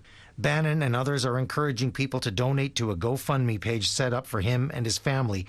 The GoFundMe says money raised will help pay for hospital parking, travel expenses, meals, and future rehabilitation and therapy. Following word of the accident, the mood was somber at Sisler High School Monday. It just feels like there's a dark cloud above everyone's head. It's definitely quiet. It feels very weird without him here. I was like shocked, speechless. I could not even think. The GoFundMe says every donation, prayer, and message of support helps. And while the road to recovery will be a long one, he is strong. He's very kind. He's very generous. He's like the type of person where if you're in need of something, he'll be there. Jeff Keel, CTV News, Winnipeg. A family member told CTV News it was a bad collision and a fluke injury. He says the player is a great kid, a respectful young man who fell in love with football. The goal of the GoFundMe is to raise $26,000. As of this morning, more than $24,000 has been raised. A couple says they're taking things hour by hour after their home was gutted by fire over the weekend. This is all that remains of Dallas Moore's childhood home just southwest of Selkirk, where he was living with his partner and infant daughter. The couple says they left their home for about 20 minutes Friday evening to pick up food and returned to a house filled with smoke. Moore says as soon as he opened the door, a rush of oxygen ignited the flames and the house was soon engulfed. It hurts, but at the end of the day, everything in the house can be replaced. The only thing we really care about is our dog. Yeah. That's the biggest thing that we're dealing with in our loss. Yes, everything compared to that is minuscule, but it is still very heartbreaking when you pour everything, your everyday life, work so hard to make this beautiful home that we brought our daughter home into, and in the matter of seconds, it's completely gone, and we don't know. There's a lot of memories we won't get back. Yeah. Moore managed to run into the house and bring their 2 dogs outside. However, one died. The couple is immensely grateful for the outpouring of support from the community and donations they've received from strangers. The cause of the fire is still under investigation. Police in Nova Scotia say the 2 children who died when a boat overturned were wearing life jackets. Once the children were in the water and 2 of them were not doing well, they had difficulty breathing, he performed life-saving measures on the children while his son maintained communication on the cell phone. A man and another child who were injured were also wearing life jackets. This happened over the weekend when a boat took on water and overturned in West Caledonia. The man and 1 child are in hospital with non-life-threatening injuries. We do know the children were ages 10 and under, but it's unclear on the man's relationship to them. An investigation is underway. A Blue Rodeo musician is singing the blues after visiting the Forks Friday. His bike was stolen. Guitarist Jim Boskill was spending the day with bandmates when it happened. A post on the band's social media page says the bike holds a lot of personal value and is asking people to keep an eye out for it. The bike is described as a red Dayhan folding bicycle. If you have spotted it, you're being asked to reach out to Blue Rodeo directly. Despite the theft, frontman Jim Cuddy is still praising Winnipeg. I think a lot of cities could learn from the preservation of fine old things in Winnipeg. There's a reason why Winnipeggers who move elsewhere want to end up in Winnipeg. No, it's a very special city. Monday night was the last of 3 Blue Rodeo shows at the Burton Cummings Theatre. Cannabis sales are lighting up revenues for Manitoba Liquor and Lotteries. The Crown Corporation's annual report says the sales growth of cannabis flowers, extracts, and edibles are outpacing alcohol and gaming. Liquor and Lotteries says cannabis revenue rose by $16.5 million during the year ending on March 31st to just over $170 million. The 11% growth far exceeded casino revenues and alcohol sales. Growth, that is. However, liquor is still the largest source of revenue for Liquor and Lotteries. The Crown Corporation, rather, says the increase in cannabis sales is due in part to easier access to retail stores in Manitoba. As of March, there were 229 cannabis stores operating in Manitoba. A popular pumpkin patch in St. Andrews says this is its last season. Schwabe Pumpkins shared the news in a social media post Sunday. It comes more than a month after a September frost forced an early harvest. The family farm has been in business since 2005. Schwabe Pumpkins did not give a reason for the closure or share exactly when their last day will be. CTV News has reached out for more information. Here's a look at what's going on now on Portage Avenue. Things are moving well over here. Lots of puddles out there, so be mindful of that when you head out this morning. If you see any issues, though, please let us know. Text them to us at 10400. Weather is brought to you by MJ the Musical at Centennial Concert Hall, November 5th to 9th. Asian markets advanced today after Japan elected its first female prime minister. Sanae Takaichi is expected to support market-friendly policies such as low interest rates and more government spending. The Nikkei in Japan closed at a record high today as a result, led by consumer stocks. Donald Trump has signed a rare earths deal with Australia, which will invest in mines and processing projects in Australia. Both the U.S. and Australia will spend more than $1 billion over the next 6 months for initial projects. The deal is in an effort to counter China's tight grip on the supply chain of key minerals. Molson Coors is cutting 9% of its workforce in the Americas due to restructuring. That amounts to roughly 400 jobs. The beer maker has confirmed the cuts will be in Canada, the U.S., and Latin America, but didn't specify a breakdown by country or province. Those are your morning business headlines. For BNN Bloomberg, I'm Lindsay Biscaya. Let's go back now to Ainsley McPhail, who's live in Selkirk at the Marine Museum there. And it's a great place to visit if you want to do something spooky with the family. Good morning. Good morning, Rochelle. I think that I was up too late last night and I wasn't able to brush my hair this morning. So pardon me while I do that. A lot of the hair that I have is situated on my wrist here. The Selkirk Marine Museum's been doing this Halloween haunt for 27 years now. This year is no different, with volunteers getting their scare on. I myself did a little walk, and it's funny because it's still dark out here, right? So I said, can you please keep your camera light on just so we can see? But the scarers are banging on the walls. They have the opportunity to kind of weave in and out of the maze, and you get to hop from ship to ship to ship. So you're getting a really different experience for the $20 price tag. helping out the local Selkirk community. So many spooky things in that background. All right, thank you, Ainsley. Let's go out to the rooftop now. The umbrella's back. The rain is back too. Yeah, I mean, it's very light rain, but I didn't want it to fall on me, so I pulled the umbrella out, and I mean, we'll see how long this lasts, because you always know I complain about umbrellas versus the wind regularly, and today the winds, if there's going to be a winner, it will likely be the winds, which are gusting to 42 kilometers per hour right now out of the north-northwest. 4 degrees, it's a little bit cool, it's a little bit cloudy, and a little bit rainy too right now, although I just noticed that when I stepped outside at the airport, they're still just registering clouds, so it's right in the downtown area that you're seeing a little bit of that light rain, with the pressure rising and the humidity sitting at 93%. Now, this little bit of light rain, it is, first of all, very light, but we'll likely only deal with it here through southeastern Manitoba. Most of northern Manitoba, things will just be on the cloudier side, and through southwestern Manitoba, you might even see some sunshine. Of course, it's not even rising till around 8 a.m. now, so you're going to still have to wait for that. Ooh, there go those winds. I was going to say there goes my umbrella, but hang on. We'll maybe get through this. Areas to the east of us, northwestern Ontario, you'll definitely deal with some precipitation, possibly in mixed form. Some showers, sure, but you might see a few flakes of wet snow throughout the morning hours. Thank you, Terry. Time now for our question of the day. We want to know, what's your favorite sports moment? You can text your answer along with your name to 10400. Make sure to follow the automated instructions so we can feature your response. Fall into fashion with Your Morning Winnipeg for your chance to win the Help Warm Up Your Wardrobe. To help warm up your wardrobe, we're giving away 3 $500 shopping sprees from Outlet Collection Winnipeg. To enter, head to the contest page on our website, ctvnewswinnipeg.ca, and submit your details. And make sure to join us on Fashion Fridays for the latest in fall fashion from Outlet Collection Winnipeg.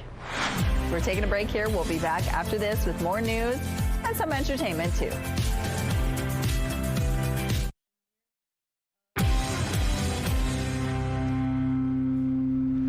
Good morning. 3 restaurant employees were injured in what police say was a random assault this weekend. It happened Saturday afternoon at a restaurant in the 1100 block of Main Street. Police say a woman was causing a disturbance, so staff asked her to leave. That's when she allegedly assaulted several employees using a key as a weapon. Restaurant patrons intervened and held the woman until police arrived. A 24-year-old woman is charged with 2 counts of assault and assault with a weapon. Police are warning the public about a high-risk sex offender expected to take up residence in Winnipeg. 30-year-old Sheldon Nelson Flett was released from Milner Ridge Correctional Center Monday. He's subject to probation orders and a lifetime weapons prohibition. Flett has a lengthy rap sheet, including convictions for sexually assaulting a 16-year-old girl, aggravated assault, and possession of a weapon for a dangerous purpose. He's considered high risk to reoffend in a sexual or violent way towards women and girls. Flett is described as 187 pounds, 5 feet 8 inches tall, with black hair and brown eyes. He also has a handful of tattoos on his arms and hands and is missing the middle finger on his right hand. The force says vigilantism will not be tolerated. Anyone who's ever been moved by a performance knows how important art and culture can be. And now a new report is showing the financial impact of the arts to Manitoba's economy. According to a new report by the Manitoba Arts Council, the arts and culture sector adds more than $1.75 billion to Manitoba's economy each year. That's roughly 3% of Manitoba's GDP. Officials say it's similar to the amount gained from the commercial construction industry. So when you add this up, the Arts Council says it means for every dollar spent, $10 was generated from other sources. It also sustains over 20,000 jobs. We see that well over 1.7 million Manitobans engage in arts and culture activities every year. And of course, we know that it contributes to healthy humans through arts education and in so many positive ways. The study also indicates art and culture plays a big role in tourism. It found tourists participating in arts and culture spent more than $477 million in 2023, twice as much as non-arts and culture tourists. Here's what's happening now in traffic on Kenison and Sterling Lion Way. Looks like it's a smooth drive so far, no issues to tell you about at this point, but the streets are wet, so stay mindful of that as well. Traffic is brought to you by Curtis Carpets, Manitoba's flooring experts. Now for some entertainment news. Christmas is ordinarily a time of peace, joy, and happiness, but not in the new Hollywood movie Silent Night, Deadly Night, shot here in Manitoba. 'Twas the night before Christmas, the house locked up tight. This is the first trailer for the horror film Silent Night, Deadly Night. The movie was shot in Winnipeg, Selkirk, Stonewall, and St. Adolphe. Film buffs may realize this is a remake of a 1984 movie with the same title. The 2025 version hits theaters here on December 12th. William Prince has a new album out, and soon he'll be going out on a North American tour. Hear the sound as it rings and it pulls me away. Prince's latest album is called Further from the Country, and he'll kick off his tour in Brooklyn, New York, November 18th, before making stops in places such as Hollywood and Vancouver. Prince will also have a show right here in Winnipeg at the Centennial Concert Hall on Saturday, April 25th. Here's an auction that would make any rock fan salivate. Sotheby's is auctioning off guitars from some of the greatest guitar gods in history, including an iconic axe from Eddie Van Halen. He ended up gifting the guitar to his guitar tech, Rudy Lyren, and after many years, he actually sold the guitar to Mick Mars, the guitar player from Motley Crue, who famously used it to record Motley Crue's album, Dr. Feelgood. Specifically, it's this well-loved red and white striped electric guitar, and it's expected to sell for millions. This auction ends on October 24th and also includes guitars from Eric Clapton and Jimmy Page. Your primetime lineup starts at 7 with MasterChef Canada. At 8, catch The Traders Canada, and High Potential is on at 9. It's all right here tonight on CTV. And looking now through the Bathfitter Live Eye, Bathfitter, your bath and shower experts for more than 40 years. There's heavier clouds out there. There was a little bit of light rain when I was up on the rooftop about 10 minutes ago, but it's one of those days that I don't think your umbrella is going to last throughout what these winds will be dishing up today, because the winds will easily be the nastiest part of today. At the moment, they're gusting right now to just over 40 kilometers per hour, and it's out of the north, so there's just that extra bite of chill to the winds as well.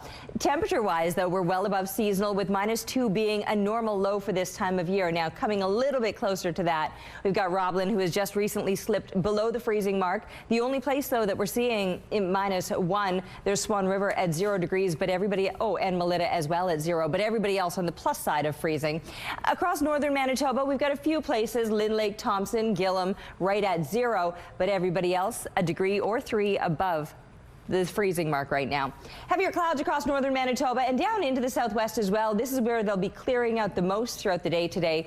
We'll likely deal with the clouds and maybe a little bit of lingering precipitation, but the bulk of the rain today will be further east of us through parts of northwestern Ontario, and along with that rain, there could even be a few flakes of wet snow as well. We got some strong winds that are expected throughout the day today, with the mercury pretty much holding steady. I mean, we're at 4 right now, getting up to 5 as kids get settled into the classroom, and then 6 degrees. That's our expected high for today. 8 is in fact normal for this time of year, so we'll be a little bit shy of seasonal as far as the temperatures go today, but back up to normal temps for tomorrow and for Thursday with a little more sunshine ahead. And our weather picture today, this is Barley. Look at that big smile on Barley's face sitting out in the rain yesterday. Contrast that against this next picture of Sophie, who obviously doesn't love the rain, or maybe doesn't love the outfit or the boots. I'm not sure what it is, but thank you. This is Director Kim's dog that we're looking at here. Keep the pictures coming, please, to Winnipeg Weather at CTV.ca. Thank you, Terry. Your morning just got a whole lot richer. We're giving away a staggering $20,000. Imagine what you could do with an extra 20 grand. A dream vacation, home renovations, paying off bills. The possibilities are endless. Today's code word is toast. Head to the contest page on ctvwinnipeg.ca or scan the QR code on your screen. Enter the code word toast with your info for your chance to win CTV Your Morning Winnipeg's $20,000 giveaway. Good luck. At Your Morning Winnipeg, we're all about celebrating your amazing pets, furry, feathered, or scaly. Your Pet of the Week submissions are amazing. We want even more. Whether it's dogs, cats, birds, or any other pet pals, send them our way, please. Drop your pet photos and a fun little story about them to Pet of the Week at ctv.ca, and then catch us every Thursday to find out if your pet is our Pet of the Week on Your Morning Winnipeg. A Vancouver heritage home that was saved from demolition more than a decade ago has finally been moved to a new lot across the water in West Vancouver. CTV's Shannon Patterson now on the monumental effort to relocate the house and why the owner says it's all worth it. When this 113-year-old heritage home was barged into Caulfield Cove in West Vancouver Sunday, the woman who saved it from being torn down over a decade ago was overcome with emotion. I am over the moon, elated. I've never had a better day in my life. 11 years ago, Susan Walker bought the 1912 arts and crafts period home that was slated for demolition at 43rd and Larch in Vancouver. It's extraordinary from the outside because there are actual beams which are made of real logs, but inside it's rather miraculous. It's totally intact. There's its original dark wood paneling. There's pressed steel radiators, which were totally innovative for the time. There's these crazy plywood bird and fish light fixtures. There's a built-in clock. After Walker's plans to relocate the home within Vancouver fell through, she turned to West Vancouver. They're very welcoming of heritage, so for the past 5 years, I've been working directly with him. On Sunday, it was finally time to barge the house, now cut into multiple pieces, from a holding facility in Vancouver down the Fraser River and across Burrard Inlet to the lot in Caulfield Cove. They'll draw the house backwards by truck up the lot, and an excavator will help pull from the other side up the lot. It will be suspended in the air while a foundation is built before the home can be lowered onto its final resting place. Then the restoration will begin. And because I'm an architectural and heritage purist, everything will be restored back to 1912. So original cabinetry, original sinks, tubs, showers, original fridges, original stoves, everything will be of that period. I have to ask you what the cost is. I can't. You know, I've actually never done the math. I don't want to do the math because it's not done for the cost. It's done for the love of this particular house and the passion for heritage. After 11 years of waiting, Walker is eager to move into the home, no matter how long this next phase takes. You're in for the long haul. This is going to take the long haul, yes. Worth it? Absolutely, every penny. Shannon Patterson, CTV News, West Vancouver. Ainsley McPhail is live at the Halloween haunt at the Marine Museum in Selkirk. And look how spooky this is. We're going to have more after the break. Stay with us. If you're looking for a scare Manitoba, the Marine Museum might be the place that you'll want to visit. And Ainsley McPhail is live there this morning. Good morning, Ainsley. Good morning. Ainsley McPhail is the perfect example because, Rochelle, usually when we're here in the summertime, it's light out. We're, cameraman Kenny's light is on us, but complete darkness around us. And then our lovely friends to our far left here. Already a spooky ship to begin with, Shay. Make me sound less crazy right now. It's scary. It's creepy now. It really is. It's not our normal scenario or setting for the museum. Mm-hmm. You guys have been doing this for 27 years now, but changing it up every year, the maze itself, what does it look like? Well, there's lots of twists and turns. I mean, the ship's, built in 1897, 4 different levels, so we put a maze through it. So what you see in the summer is not what you see now. We reverse it. We change the path so nobody knows what to expect, and it's dark. Speaking of nobody knowing what to expect, that comes with the scares as well. They're kind of planted in different areas of the ship. How does that work? Oh, we have certain areas where we strategically put the volunteers, and they can bang on the walls. They can sneak into other areas, and they're ready to make you ship your pants. Let's set the scene for a lot of the displays. How do you guys put it together? It's a year-round thing. We start thinking as soon as we finish for the season, we start thinking of new ideas for next year. And because there's only a little window, we only have a month to get it all set up because we're open for the summer as a museum. We have to have it planned, and you just have to have a little bit of a twisted mind to come up with some of these. Oh man. When it comes to the act of actually kind of going through it, what do you think people love about it the most? That they don't know what to expect. I mean, they're here to get scared, and we love to say, prepare to ship your pants, but it's true. I mean, you don't know what's coming at you. You've got volunteers out of every which corner of the ship, and we're here to scare the heck out of you. And you're doing just that. Even with me this morning, I heard the raindrops going down, and we're like, what is that? Who is that? is it a mouse? Oh, boy. It was just rain. Sounds like fun. Okay, thank you, Inslee. And there is lots of rain, so she's really getting spooked this morning. Yeah, that's just it. Like, you'll hear that little, ooh, what is that? No, you're right. It is just rain. It could be the winds this morning. Who knows? Or you're going to pretend it's the winds and the rain and then find out it's something else. And then you might really... No, I'll save that for them. Anyway, 4 degrees right now, winds out of the north-northwest. They're gusting to 42 kilometers per hour. The pressure is rising and the humidity at 93%. As far as the conditions go today, the winds will be the worst of it, although the temperatures will still be a little bit cool, and that bit of precipitation, well, that could linger. On the satellite image, you can see just how it's tapering off, but still hovering in this southeastern part of the province. Northwestern Ontario, you're going to deal with far more of it, both the rain and perhaps a few flakes of snow as well. For northern Manitoba, it'll be a cloudy day for you. The best chance of sunshine will actually be through southwestern Manitoba. 6 degrees is where we're headed today. That's a little bit shy of seasonal. A normal daytime high would be about 8. Even though our temperatures this morning at 4 degrees are keeping us above seasonal, we're just not going to make very impressive gains today. So 6 might be as good as it gets with those strong winds out of the north, gusting at times to 60 kilometers per hour. Those winds, though, will taper off as we fall down to the freezing mark overnight. -2 is a seasonal low temperature, though, so we're still doing okay as far as the temps overnight go. And tomorrow, with a little more sunshine, we'll get back up to the seasonal 8 degrees with moderate winds out of the northwest at about 20 kilometers per hour. 8 degrees for a couple of days and then rises even further yet with a little more sunshine toward the end of the week. We've got beautiful temperatures expected for the weekend. However, heavier clouds moving in on Sunday could bring a bit of rain to next week. Terry, here's a look at your gas prices. Now the Canadian average is $1.30. The provincial average is lower at $1.20. In Winnipeg, the average is $1.19, and the lowest price in Winnipeg is $1.08. All this info is on GasBuddy.com. The Price at the Pump is brought to you by the Kidney Foundation. Help by donating your card today. Here comes the 3-2. He got him!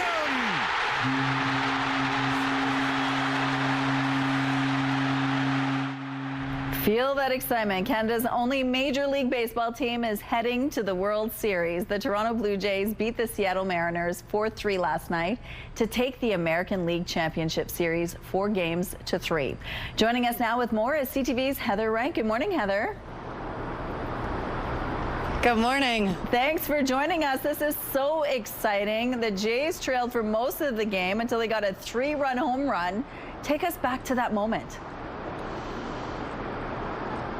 Oh my gosh, electric is the only way you can really describe that moment. George Springer in the 7th inning, as you mentioned, the Jays down 3-1, and you know, not a whole lot of offense happening from the Blue Jays up until this moment, but when it counted, George Springer delivered, and I was inside this stadium and it just erupted.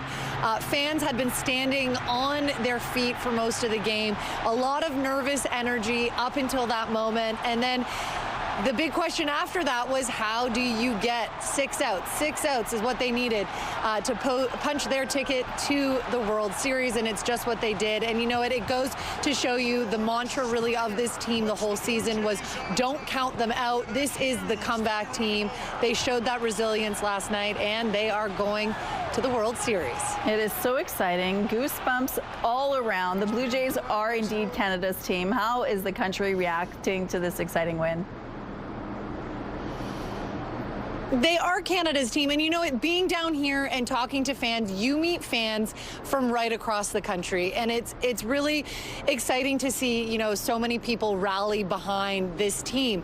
The energy last night, the energy this morning, I mean, it's still morning here. People are going to work, but people are excited. This is the first time that the World Series will be played north of the border since 1993, and you know, people are remembering that run in 92-93, the 2015-2016 team, and then of course this one as well. And so people are excited, and the team is excited too. And you know, hearing from those players post game yesterday, you do really get the sense that this is a team that they genuinely love each other. They act like a family. They treat each other like a family, and they are excited. I think that would be an understatement to be playing here at home games 1 and 2 against the LA Dodgers. Montreal-born Jays slugger Vladimir Guerrero Guerrero Jr. won the AL Championship Series MVP. There's a really cool photo of him going around social media where he was just a little guy. Tell us about some of the, look at that little face. It's so exciting to see him as a child loving the game and him today winning for the Blue Jays. Tell us a little bit about that. Well, I mean, Vladimir Guerrero Jr. was signed by the Blue Jays when he was just 16 years old.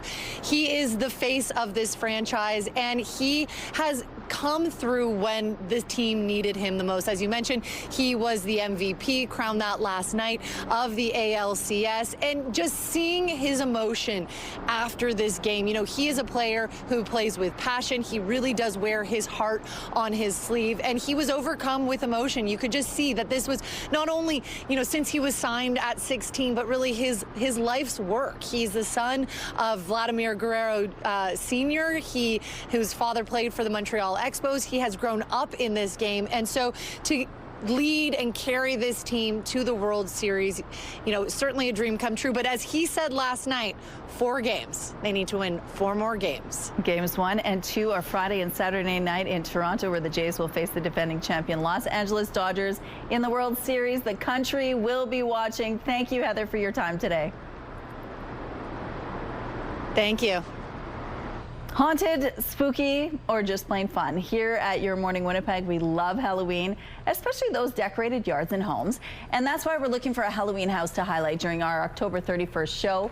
If you think yours fits the bill, you could win a $500 gift card from St. Mary's Nursery and Garden Center and have the chance to show off your Halloween house live on Your Morning Winnipeg with a visit from Ainsley McPhail. To enter, head to our contest page at ctvwinnipeg.ca, fill out the form, and submit some pictures. Good luck. It's 4 degrees outside right now. It is cloudy. Your Morning Winnipeg will be back after this short break. Stay with us. Your Morning Winnipeg. Coffee is brought to you by Robin's Donuts, your favorite stop.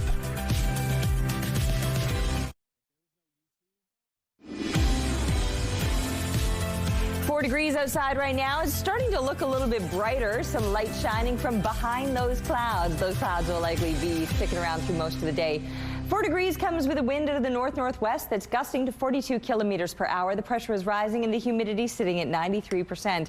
We've still been seeing a little bit of light rain. The last time I was up there on the rooftop, I was needing the umbrella, although I would recommend a poncho over an umbrella, and that's all due to these very strong winds today. But here in the southeast, you can see a bit of that lingering precipitation, and more so off to the east of us with the showers or maybe some mixed precipitation, the possibility of some flurries tucked in there as well. For northern Manitoba, mainly cloudy conditions. There might be a few drops of rain in places like Island Lake. These temperature values, though, are pretty much what you would expect this time of year, being a fistful of degrees above the freezing mark, and for some it might even be a little bit above seasonal. So enjoy that today. There won't be a lot of sunshine, maybe a few breaks in those clouds in places like Norway House. Best chance of sunshine will actually be all throughout southwestern Manitoba. The temperatures, they're still a little bit shy of seasonal, with 8 degrees being that normal daytime high. Many of us topping out just a couple degrees below that. And yes, that chance of precipitation still lingering through the morning hours, at least here in the southeastern part of the province. And then more than rain, the possibility of some flurries tucked in there with some cooler temps this morning, or especially into the overnight hours, because for northwestern Ontario, that system is likely to linger throughout the day and maybe even into the night when those temperatures start to drop off a little bit. As we continue on through the rest of the week, the temperatures will only rise. In fact, we're getting back up to a seasonal 8 degrees for tomorrow, with a little bit more sunshine and increasing amounts of sunshine with increasing temperatures as we're looking ahead to the coming weekend. Thank you, Terry. Let's go now to Ainsley McPhail, who's been talking about the Marine Museum and getting spooked throughout the morning, but there are some family-friendly events happening there too for Halloween. Good morning, Ainsley. I don't know what you're talking about. I'm not scared at all. I didn't even hear her move the tarp and jump or anything like that. No? This is totally normal. I will be coming when the kids come. It'll be perfect. It'll be light out. I'll be able to observe, because it is not real. It's not real. It's not real. Shay. Believe that. So you'll come for the shivers, not for the fright. Yes. There we go. Tell us about the shivers. Shivers at the Ships will be happening this Saturday from 1 to 4 p.m. Kids and families alike can come and enjoy the exhibits we have here, and Halloween. without us jumping out and scaring. So we'll have kid-friendly music. We'll have treats for them to gather as they're going from display to display. And, they just can partake and have a little bit here. And some people are scared by different things. For some, it's the dark. For others, it's what we're looking at right now. We looked at the other room. There's clowns. So you're really diversifying the spooks. We bring a little bit of everything that everyone's afraid of. So, if you're afraid of clowns, we've got it. If you don't like this, we get everyone. You guys have been doing this for 27 years now, building memories. So some people watching from Selkirk and beyond are going, when I was a kid, I came. Exactly. So they must have some really cool stories. They're kids now, young ones. I'm like, I feel old. No, it's a great event. It's our huge fundraiser. It's our biggest fundraiser of the year. And it's a lot of fun, and it's for a worthy cause.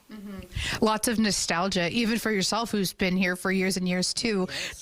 Maybe bring us back in time to a memory of either when it started or throughout the decades. Well, when we first started, that year it actually snowed, and we were snow blowing all the snow off the decks. But it started off just as a wee little event. A couple witches here and there, no maze, but it's evolved to a huge maze and lots of terror. With all the body parts, I think the scariest thing you just said was snow. Oh, wind and snow. Okay, you guys, we're going to be here throughout the morning. We'll see you again at 8:06. Thank you, Ainsley. As the only team in Major League Baseball from this country, the Toronto Blue Jays are known as Canada's team, but that hasn't always been the case. As CTV's Christine Long explains, some fans of the old Montreal Expos are still struggling to change their stripes and cheer for their former rival. My favorite pieces of Expo memorabilia, it's the outfield of dreams, coming out of the field of dreams cornfield. Cherished memorabilia. Anthony Freita is a sports fan, but he has some boundaries. As a diehard Montreal fan, Habs fan, Expo fan, it's hard to root for a team from Toronto. Meanwhile, his father-in-law, Jeff Goodman, is going to Game 7 in Toronto, paying $850 a ticket, plus airfare. Well, I'm torn, because I'm not a Jays fan. I like anybody but the Jays.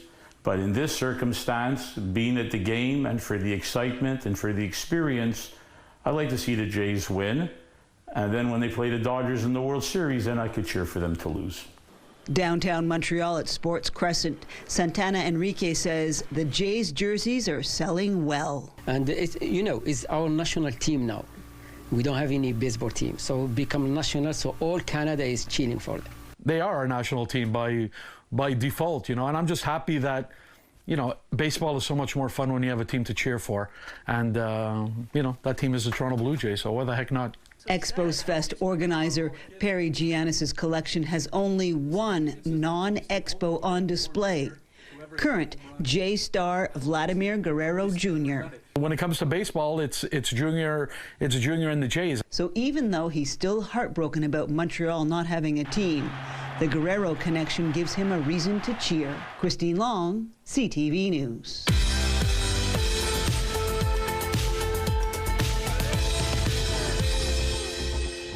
Let's see who's celebrating a milestone today. Happy 5th birthday, Oakley. Love Mom, Dad, and Harley.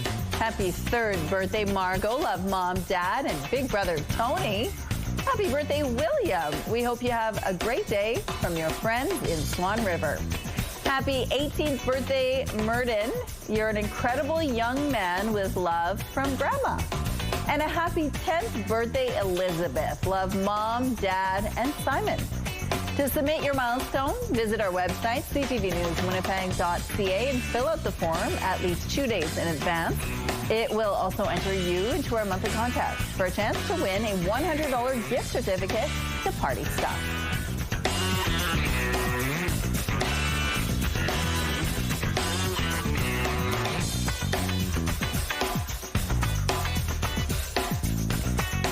Milestones is brought to you by Party Stuff. 3 Winnipeg locations and at partystuff.ca.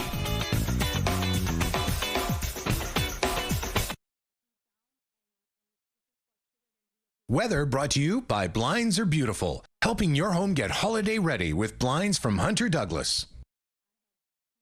Well, we kicked off the morning with above seasonal temperatures. We're likely not going to make those gains through the day, topping out instead at about 6 degrees when 8 is normal for this time of year. Now, last year we got up to 21.7, but even that, as mild as it was not the record. Back in 1953, 25.6 degrees. So, yeah, it was a lot warmer last year than this year, but again, it's going to get warmer through the rest of this week.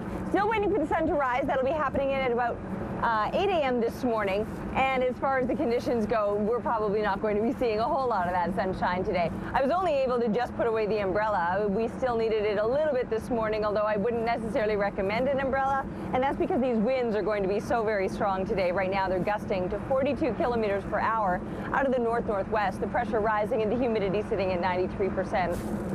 4 degrees. We stayed above the freezing mark. Normal lows would have us dipping below to about -2. So we're doing okay with the morning temperatures. It's the lack of gains that we'll make. As I mentioned, we're probably going to top out at about 6 degrees today with the heavier clouds hanging over us and the stronger winds expected. Southwestern Manitoba might do a little bit better, seeing a little more sunshine in areas to the west of us. For northern Manitoba, mid-single digit temperatures, but you too will see a lack of sunshine with heavier clouds hanging around. School's out Friday for all students across Manitoba. That's because more than 17,000 Manitoba teachers are doing a Manitoba Teachers Society Professional Development Day. Joining us now to tell us more about what this day means to teachers in this province is the president of the Manitoba Teachers Society, Lillian Clausen. Good morning, Lillian. Bonjour. Good morning. Bonjour. Thank you so much for joining us. Now, this is a big deal for teachers because it's essentially teachers teaching teachers, right? This is it. This is a big day. It is the one day in the school year where teachers have the autonomy to choose the professional development that they would like or that they need to answer to the needs of the students in their classrooms. 17,000 teachers, is that right? Over 17,000 teachers. In all school divisions? In all school divisions across the province. So all schools will be closed to students. Some of them will be open to teachers because those are the venues. Okay. And so we have our Learning Information for Teachers group in Brandon who is putting on a session. We have our Council of School Leaders group who is putting on a virtual session for school principals and vice principals and aspiring leaders. We have La Conférence Pédagogique for our Francophone and French immersion teachers. And then we have 34 special area groups of educators who will be meeting a little bit all over the place. And those 34 special area groups are specifically for teachers who are teaching English or Spanish, or they are our school clinicians, our guidance counselors, teachers of multi-age educators. So 34 different types of groups that are putting on sessions. So for a teacher, you can decide where you want to go, what you want to learn, and the strategies that you need to be successful this year. So you pick what you want to learn about because it makes you a better teacher, essentially, right? Yeah. How important is it to a teacher to be able to do this sort of thing? Yeah, it's very important. I think throughout the year we have other opportunities for professional development that are put on by either our schools or our school divisions. And so those are for the priorities of the schools and the school divisions, but this day are for the priorities of the teacher. So if they feel that they need to learn more about some trends in education like AI, that they can go and do specifically that kind of work, or if they are in a school where they teach multi-age classrooms, they can go into a session specifically for those needs. It must be really helpful to share ideas as well with each other, right? And hear what maybe one teacher is handling in her classroom or his classroom as opposed to what, and then share those ideas together. We're never alone. There's always somebody who's experiencing some of the same things we're experiencing. So it's a wonderful opportunity for networking as well. We already know the people that are in our schools and we've already have connections with them. Now it's time to make some connections with other teachers across the province. And so then once they do make those connections, they learn some new skills perhaps, what do they do with that information and bring it to the classroom? Yeah, so these are all strategies that they need for their classroom, so they understand by this time of the year, we're already October, they've met their students, they know what their students' learning goals are and their needs are, and so when they're choosing their sessions, they're looking for things that can help them throughout the rest of the year to help answer those needs of students. And I guess it's also a great way to see what are some of the new issues that they have to deal with. What would be some of those issues, for example? Yeah, so certainly we're talking about AI. Okay. Certainly we're talking about student behaviors in the classroom that have really evolved a lot since the pandemic, since we're coming back into the schools. So some of the trends on how to deal with student behaviors is also an issue. And literacy and numeracy. There's always new and innovative ways to teach children how to read and to teach children with learning difficulties. And so these are all types of things that we're looking at. This happens every year. So obviously you've been through some of these over the years. What, at the end of the day, once you're done, how does it feel? What do you take away with you? So what I always take away are the connections that I make with other teachers. And so that we build that network that we have. And so when we meet a new group of students the following year, we already have some people that we can connect with when we're looking to develop some strategies that maybe help the students that we hadn't had before. And so that's always a great opportunity for teachers. So kids are getting a day off Friday, but on Monday, teachers will be fresh with new ideas. They so will. Get ready. They'll be coming in with everything that they've learned from the Friday before. That's amazing. Okay, well, thank you for sharing this with us. Again, this is happening Friday, so if you didn't know, your kids are off school on Friday. Welcome inside the SportsCenter Newsroom. I'm Nikki Reyes with your must-see moment from Monday forward. We head back to the Dome with the Jays trailing by 2 late in Game 7 of the ALCS. And with 2 on for George Springer in the 7th, he delivers in a massive way. A huge 3-run home run to give the Jays the lead. An absolutely incredible moment, leading the Jays back to the World Series for the first time in 32 years. And that is your must-see moment. Tonight on TSN, Shai Gilgeous-Alexander and the Thunder begin their title defense as they open the new NBA season against the Rockets. Tip-off comes your way at 7:30 Eastern, 4:30 Pacific on TSN 1 and 3. That's all from the SportsCenter Newsroom. Have a great day.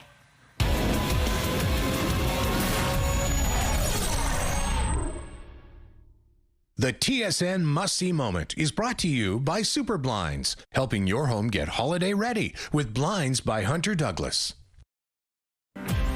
We're going to take a break here. We'll be back after this with your 8 o'clock headlines. Stay with us.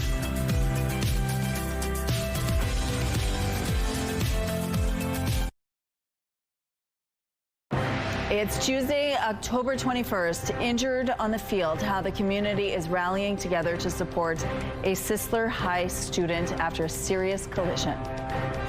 Plus, cold case break after 5 years. Melinda Lynx Legs family says the arrests bring relief and hope for closure. And Taves strikes back, how his power play goal helped put the Jets on the scoreboard in Calgary. Your Morning Winnipeg starts right now.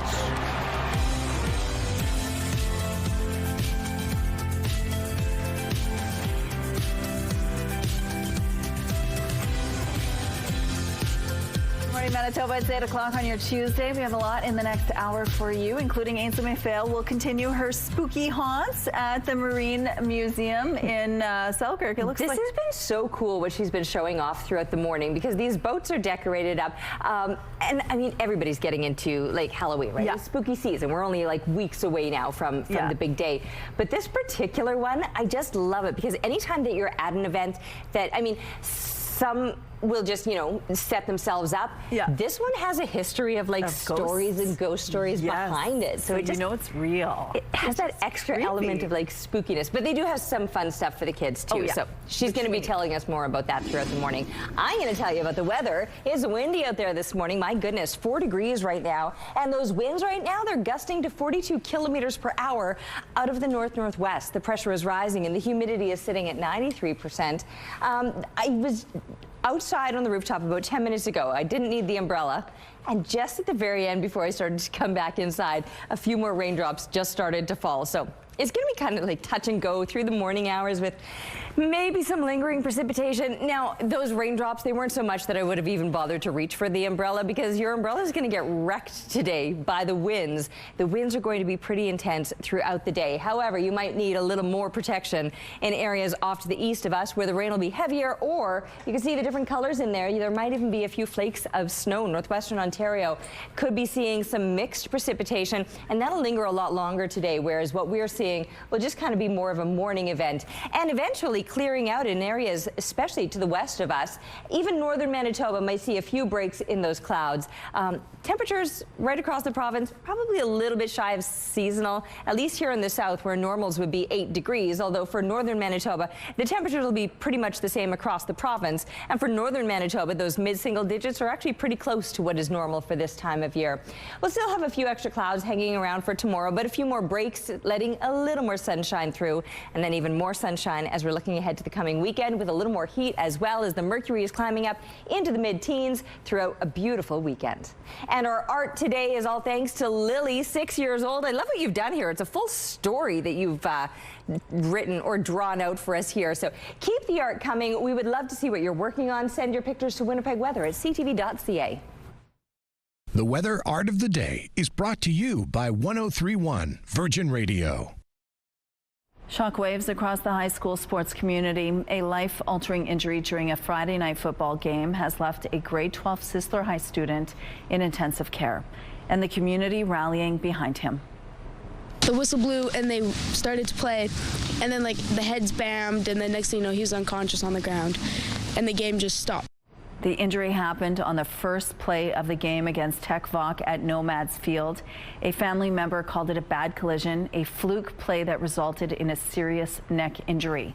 The player underwent emergency surgery and remains in ICU, now breathing on his own as doctors wait for swelling to subside. The league and the school community have come together to support him with a GoFundMe page raising money for parking, travel, meals, and long-term rehabilitation. The GoFundMe says every donation, prayer, and message of support helps. And while the road to recovery will be a long one, he is strong. He's very kind. He's very generous. He's like the type of person where if you're in need of something, he'll be there. As of this morning, the fundraiser has nearly reached its $26,000 goal. RCMP in Manitoba have arrested 3 men in an historic homicide case. Melinda Lynxleg went missing 5 years ago, and investigators say she knew the men now charged with second-degree murder. They were all known to her at the time. They were acquaintances, and Billy J. Lynxleg was a close family relation. The 40-year-old mother of 6 was from Valley River First Nation. In a statement, her family said the arrest will go a long way towards helping them heal. It's an historic day for Japan as they've appointed their first female prime minister.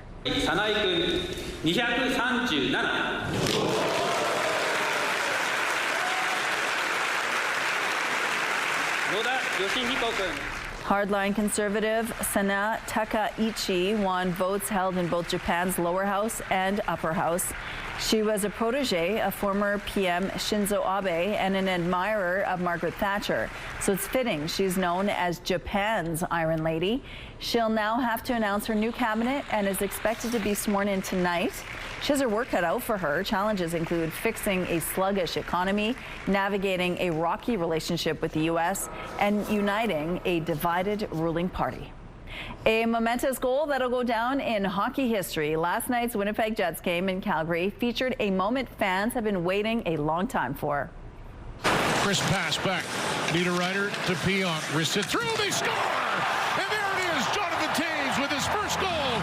That Jonathan Toews power play goal helped get the Jets on the board, and Mark Scheifele secured the lead. Jets won 2-1. Winnipeg hosts the Seattle Kraken Thursday night. Puck drops at 7 p.m. Here's what's happening now on St. Mary's Road. It looks like things have picked up over here, as you can see, and that those rain-covered streets might be slowing things down in this part of the city. If you see any problems out there, though, text them to us at 10400. Let's go now to Ainsley McPhail, who is live. Can barely see her. Can't see her at all. Ainsley, where are you?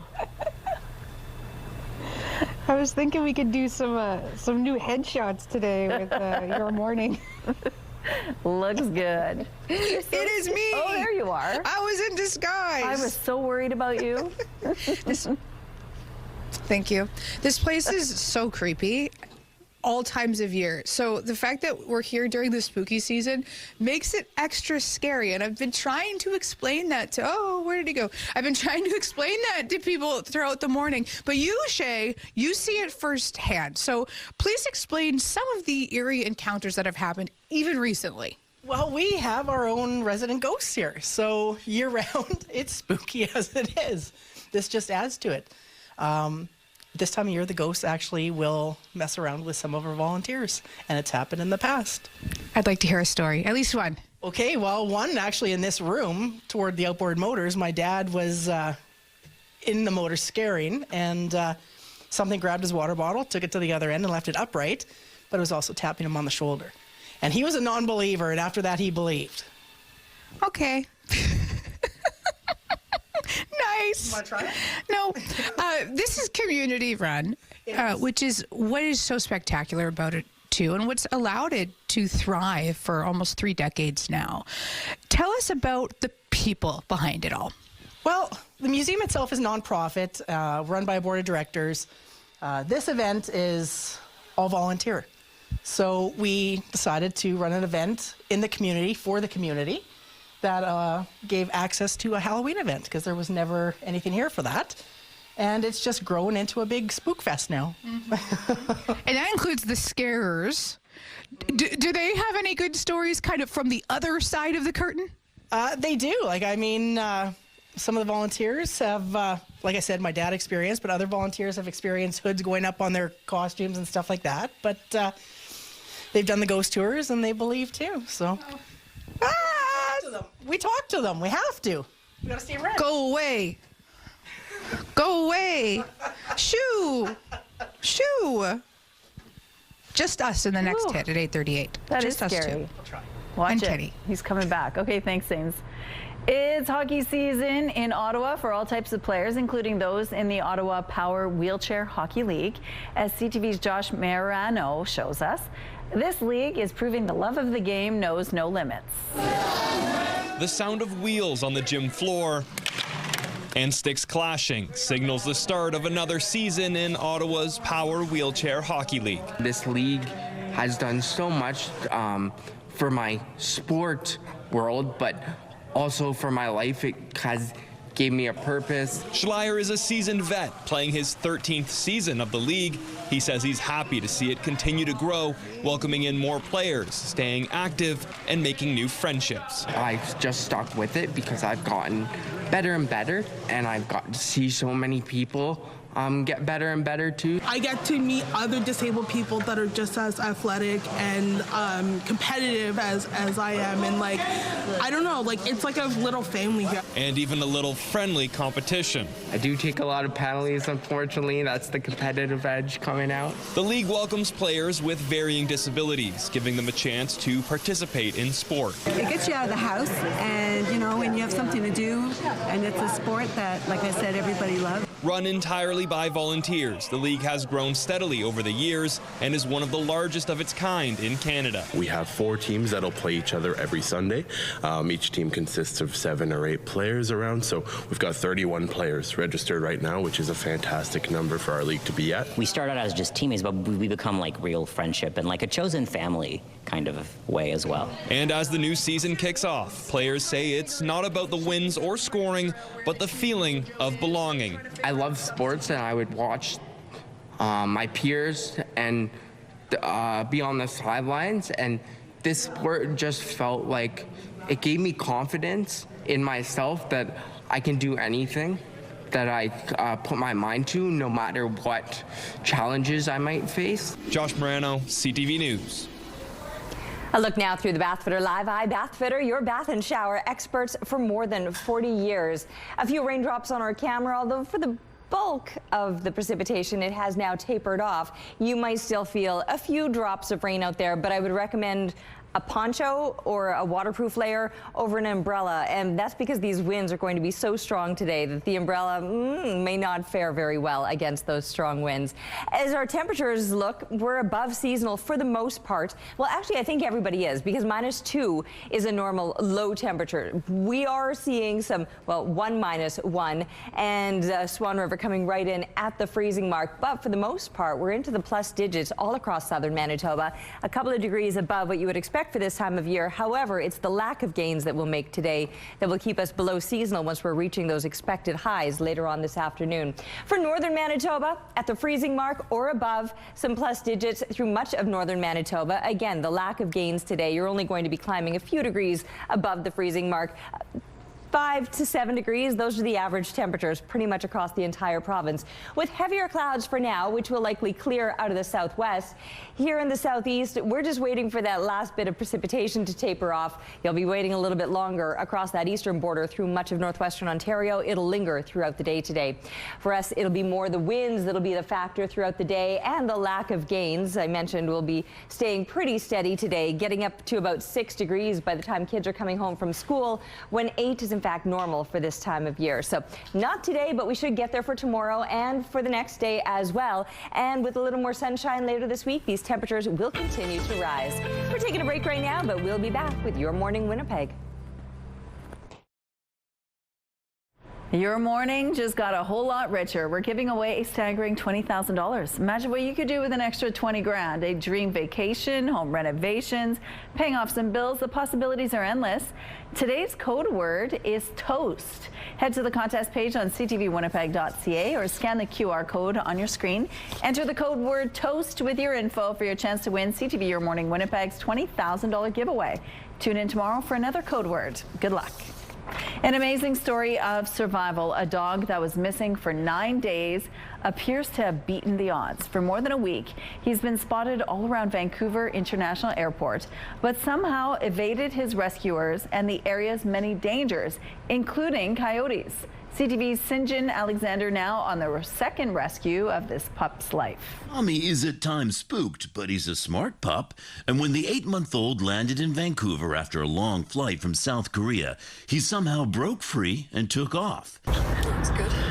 Enter Parker and Julia from Pet Searchers Canada, the crack team behind Operation Find Tommy. He's a Corgi Jindo mix, and yeah, he's about 20 pounds, so he's a tiny boy. The dangers can't be understated. People, planes, cars, and coyotes. Remember, he's a puppy, so his picture was posted everywhere. Everyone on the lookout. He had a little harness on, a little scarf he was lost with, and so he was adorable. The hours grew longer, days passed, and he was being spotted at UPS, by airport officials, fuel engineers, but Tommy would always run. Yeah, he was being seen, but every time he would be seen, he would move areas, so that's what made it tricky. Bit by bit, pet searchers seemed to figure out his favorite spots, set up more trail cameras, and traps with freshly cooked chicken.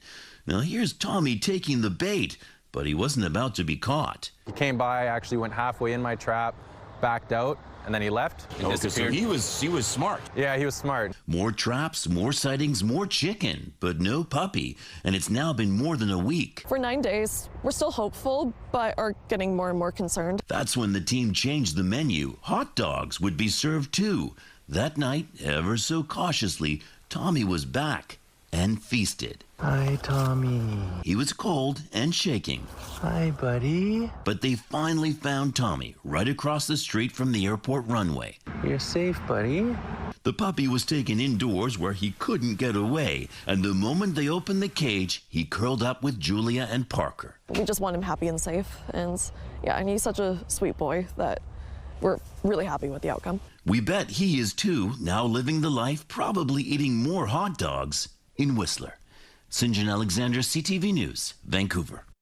2.5 million Canadians report unmet mental health needs, with experts seeing more cases of burnout than ever. Another study finds loneliness can lead to an increased risk of depression and other emotional and physical issues. Someone who knows a lot about these topics is psychologist, human connection expert, and best-selling author Jody Carrington, and she joins us now. Good morning. Thanks for joining us. Well, good morning. Thanks for having me. I'm so excited. I get to come to you soon. Well, we can't wait till you're here, and we'll talk all about it. But I want to ask you first, a lot of people are struggling right now, of course. What are you seeing out there from your perspective? Yeah, I think that, we've never seen levels of anxiety, depression, suicidal ideation, completion this high.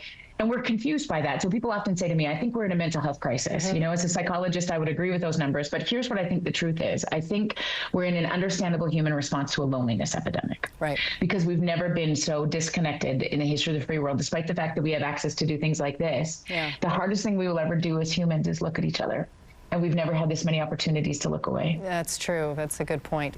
Now, you have that show coming up on Thursday. It's over at Club Regent Event Center. What can people expect?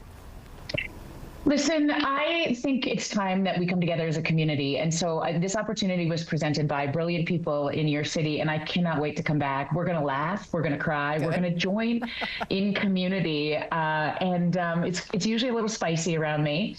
So if you need an evening out just to drop your shoulders, this one's for you. And I think particularly as a community, we're way more alike than we are different. Sure. And so coming together is really the secret sauce. Well, Jody, spicy is good, of course. I'm all for spicy. But if for whatever reason someone can make it to your show, and hopefully they can, but if they can't, what would be your best advice for people facing these types of challenges? Listen, I think right now we try to do everything behaviorally. What I want you to think about in this moment is just dropping your shoulders. We are carrying so much in our bodies and getting so much noise. We've never, 24/7, we're strapped to our watches and our phones and our email notifications. Right. We're not designed for this. We're not designed for this much noise. So I want you to think about on purpose, waving at your neighbor, dropping your shoulders, taking a deep breath, charging your phone outside your room even one night a week. Yeah. We need a break.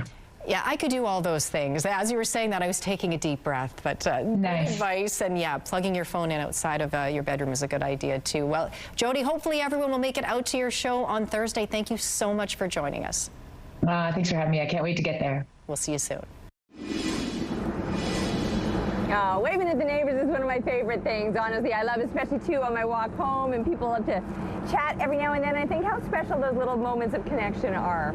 Anyway, once we start to get into the colder weather, I know it's always harder to do because people start to get into this mode, right? Speaking of drop your shoulders, we're like, oh, I gotta just get where I'm going.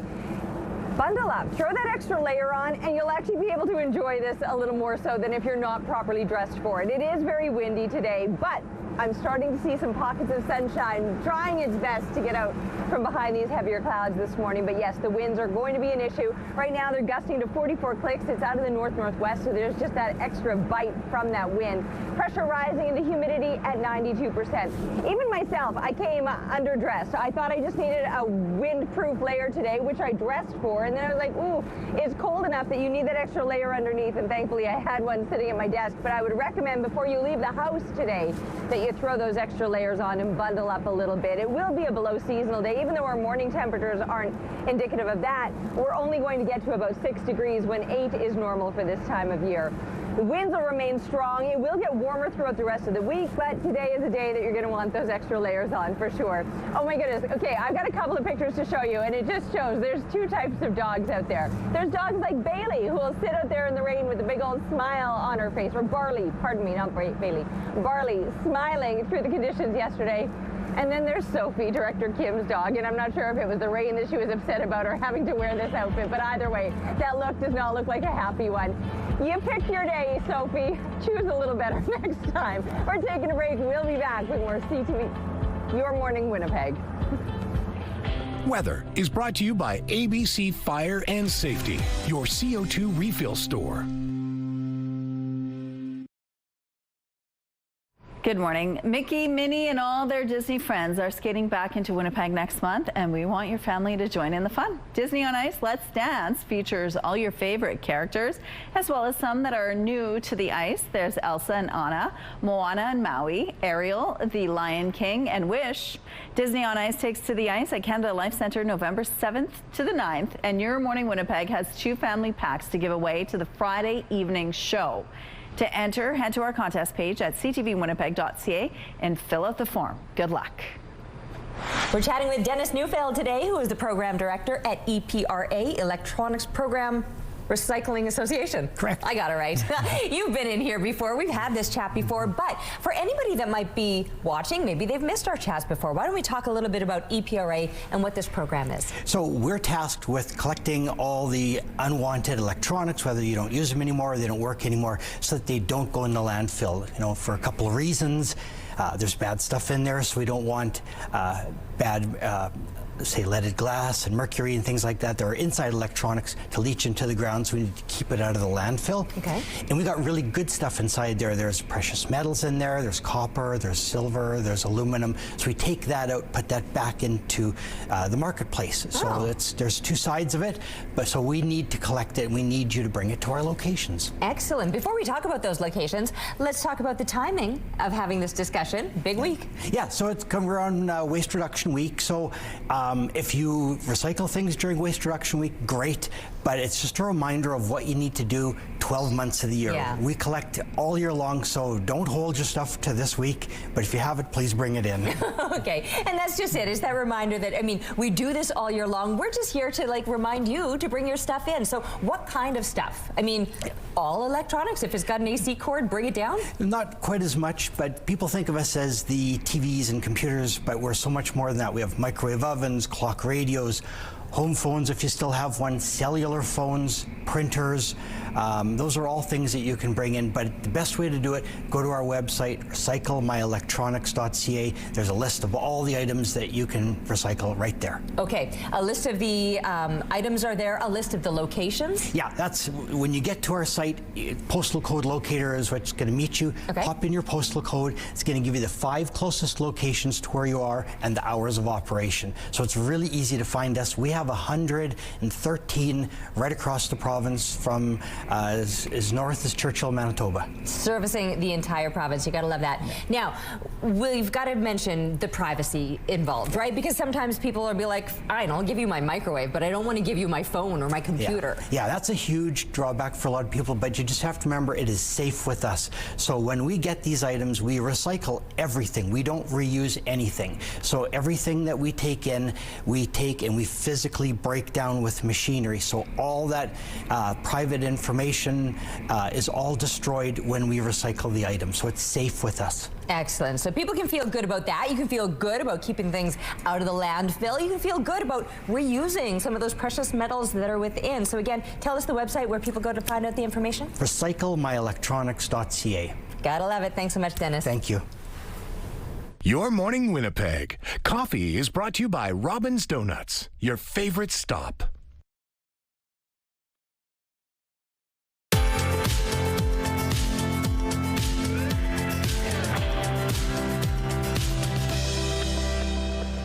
Look at that. The sun is trying its best today. We'll give it a round of applause just for making an effort. Way to go, sunshine. It can be tough on days like today, you know, when we're dealing with these heavier clouds and the cooler temperatures and the stronger winds. Those winds right now, they're out of the north-northwest, gusting to 44 kilometers per hour.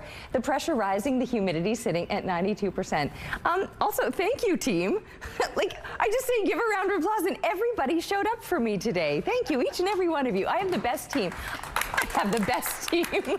All right, let's take a look at these conditions. So over us, we've got the clouds. Like I said, trying to see some sunshine out there. Northwestern Ontario, you probably won't see much sunshine. You might even see a few flakes of snow, some mixed precipitation across that eastern border.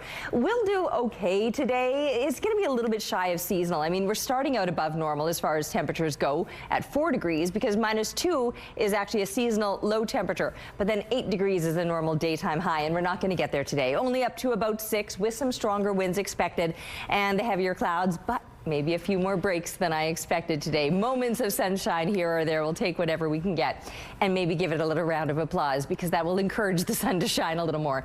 Down to the freezing mark overnight with winds starting to taper off. With those winds on the lighter or more moderate side, they'll continue throughout the day tomorrow. But a little more sunshine. That's from all the encouragement that we're going to give it today. It'll get up to about 8 degrees, so a little more warmth as well. 8 degrees being seasonal. We're going to eventually soar beyond that with beautiful temperatures expected this weekend and a little more sunshine up until Sunday and then possible precipitation next week. Canada's inflation rate increased to 2.4% in September, shifting attention to the Bank of Canada and its next interest rate decision later this month. Statistics Canada says the consumer price index rose due to a mixture of smaller drops in the price of gasoline and a 4% increase in food prices. Many economists are expecting the central bank to cut its prime rate by a 1/4 point on October 29th. Police are warning the public about a high-risk sex offender expected to take up residence in Winnipeg. 30-year-old Sheldon Nelson Flett was released from Milner Ridge Correctional Center Monday. He's subject to probation orders and a lifetime weapons prohibition. Flett has a lengthy rap sheet, including convictions for sexually assaulting a 16-year-old girl, aggravated assault, and possession of a weapon for a dangerous purpose. He's considered high risk to reoffend in a sexual or violent way towards women and girls. Flett is described as 187 pounds, 5 feet 8 inches tall, with black hair and brown eyes. He also has a handful of tattoos on his arms and hands and is missing the middle finger on his right hand. The force says vigilantism will not be tolerated. Canadian snowbirds visiting the U.S. for more than a month are now required to provide fingerprints when crossing the border. According to U.S. Customs and Border Protection, as of last April, some Canadians planning to visit the U.S. for more than 30 days are required to complete a form. The application form asks for personal details and data collection like fingerprints. It requires anyone over 14 years old staying in the U.S. for more than a month to register. The rule does not apply to Canadians visiting for less than a month or those with Nexus clearance. Ottawa has announced its plan to tackle financial crimes. My aim is to go after organized crime, is to go after those who scam and defraud Canadians. Finance Minister François-Philippe Champagne says the anti-fraud strategy will be introduced as part of the upcoming federal budget. There will also be an agency targeting money laundering and online fraud. Canadians lost an estimated $643 million to fraud last year. That's almost 3 times the amount since 2020. Former French President Nicolas Sarkozy has started his 5-year prison term. Sarkozy was convicted for trying to raise campaign funds from Libya. Before he arrived in prison, Sarkozy put out a statement maintaining his innocence, calling himself a victim of revenge and hatred. He is the first former head of a European Union country to be jailed. A Winnipeg musician woke up to a surprise on Thanksgiving. She says her music was on someone else's track. She's sure it is AI generated, but proving that is far from straightforward. CTV's Harrison Shin explains. Take a listen to this song. The lights are low, the air feels thick tonight. It's called Velvet Desire by an artist named Nymphox. Now listen to this. You're carved from chaos, goddess in lace, and I swear. This is Velvet Vice, a song released by Jody Lang and her husband going by Hexa Moon. Their music is regularly uploaded to a number of streaming platforms, but this is first time Lang feels like AI may have stolen her talent. I find that a lot of the similarities are between the track titles and the songs. Lang alleges Nymphox used some of her own made-up language for their songs. My voice singing a song I never wrote and I never sang, and it absolutely terrified me. That's something Nymphox strongly denied. In an email, the artist says, in part, quote, no real human voice was used, cloned, or replicated in any part of Nymphox's work. David Gerhard, computer science professor at the University of Manitoba, who could not comment on this specific case, said in general, the line between original work and AI is blurring, but proving it and preventing overlap is not easy. The problem is that AI is so ubiquitous, it's difficult to constrain those kind of behaviors, and so people then have to use legal means as opposed to technical means to do that. Lang filed complaints to a number of platforms. An email from Spotify said they would take down Nymphox's track as a preventative measure. CTV News did not hear back from Spotify. Lang says the whole thing is disappointing, but it won't stop her from putting out content. Go out and be the best you that you can be. Harrison Shin, CTV News, Winnipeg. Here's what's happening now on the St. James Bridge. It looks like things are still moving well over here, although it looks like traffic volumes are still pretty heavy at this point in the drive. If you see any problems out on the streets, please let us know. Text them to us. Here's a look at your gas prices. The Canadian average is $1.30. The provincial average is lower at $1.20. In Winnipeg, the average is $1.19. And the lowest price in the city is $1.08. All this info is on GasBuddy.com. The Price at the Pump is brought to you by the Kidney Foundation. Help by donating your card today. For our question of the day, we wanted to know what's your favorite sports moment. Olivia says definitely Perfetti's goal. That was epic. It was. Marlene says her favorite type of moments are when the Bombers win with a second to go in the game. Jackie's favorite sports moment, 1980s Terry Fox run across Canada and 2010's golden goal scored by Sidney Crosby. Thank you so much for your responses. Let's go now to Ainsley McPhail, who's live at the Marine Museum this morning. It's still spooky.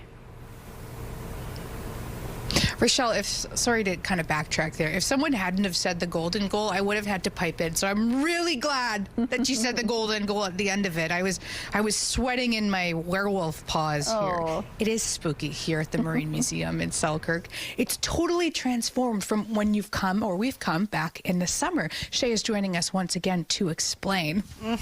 We are on a ship that is part of a museum. So summertime, you get exhibits, a whole bunch of history, and not so much now. You get a little bit of fright. And maybe a snack. And maybe a snack. We actually have a Ghost Captain Cafe here, which Flying Pig Patch has their gourmet cookies in. We've got cotton candy. We've got hot chocolate. You name it. Let's go for a walk. We've been showing off the transformation all morning long.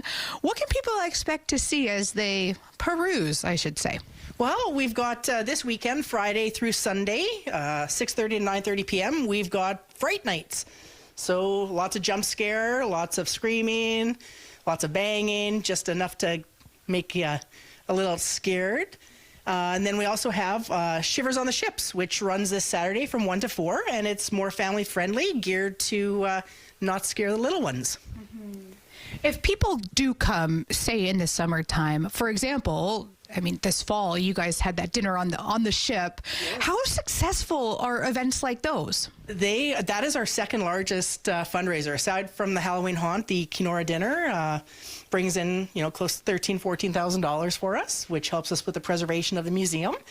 And we have other things like pancake breakfasts and all hands on deck days and just different events to bring a little bit of everyone in.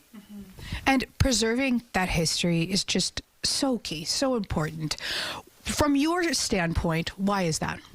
You're not going to find ships like this on the prairies anywhere else. We are an inland ocean. These ships got all the goods up north, and they are the actual ships. You're not going to find them other than here.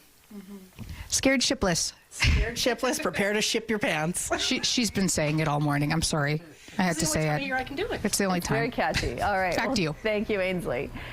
Let's go to the rooftop now. How is it feeling? The umbrella's away, at least. The umbrella is away. Honestly, that encouragement that we gave the sun, it's helping. Yeah, it really is. Honestly, it's looking a little bit brighter out here. Don't get me wrong, there's still some heavier clouds and there's definitely some stronger winds, but it is definitely trying to look like a better day out here, even if it's not going to feel like a better day, because it will remain below seasonal. It's just 4 degrees right now. That's where we've been all morning long, and those winds are gusting out of the north-northwest to 44 kilometers per hour. The pressure rising, the humidity at 92%. For the most part, I think the rain is over yet. It dropped plenty of it over the city last night. This ended up kind of like a little bit cockeyed because those winds were so strong, but we got almost 20 millimeters here in the rooftop in the downtown Winnipeg area, so that's significant. But now, like I said, we're probably not going to be seeing much more through the rest of the day. Today, it's just going to be a little bit windy. This soil is packed, let me tell you, especially like that extra rain. Got my workout in for the day. Anyway, you're gonna get your workout in if you're going out for a walk and walking against the winds, because they're going to remain strong and gusty, perhaps at times up to 60 clicks. You'll be walking sideways, burning those extra calories. And it is going to be a little bit cool as well. Look at that, the sun, better than before even. So increasing amounts of sunshine, maybe. We might just deal with some clouds for the most part. But increasing amounts of sun throughout the rest of the week and increasing temperatures as well. Well, today we're going to top out at about 6 degrees. We'll do better in the days ahead. Taking a break right now, but we'll be back with Your Morning Winnipeg. Weather is brought to you by Canadian Footwear, helping you find the perfect fit.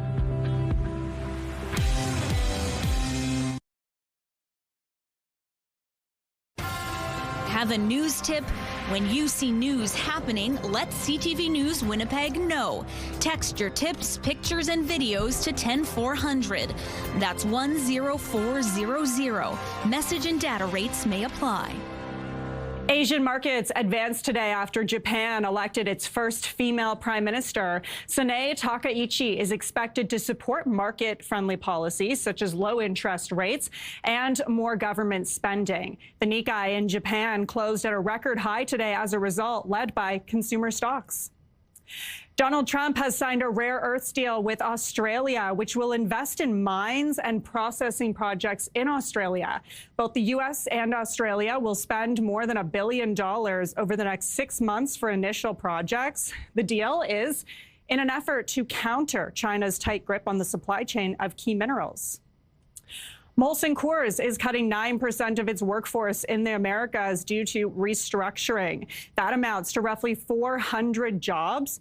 The beer maker has confirmed the cuts will be in Canada, the U.S., and Latin America, but didn't specify a breakdown by country or province. Those are your morning business headlines. For BNN Bloomberg, I'm Lindsay Biscaya. As temperatures drop, an Alberta initiative is working with Indigenous communities to protect their outdoor dogs from the cold. CTV's Sasha Pietramala has more. He's one of our dogs from the community. This is Bowser.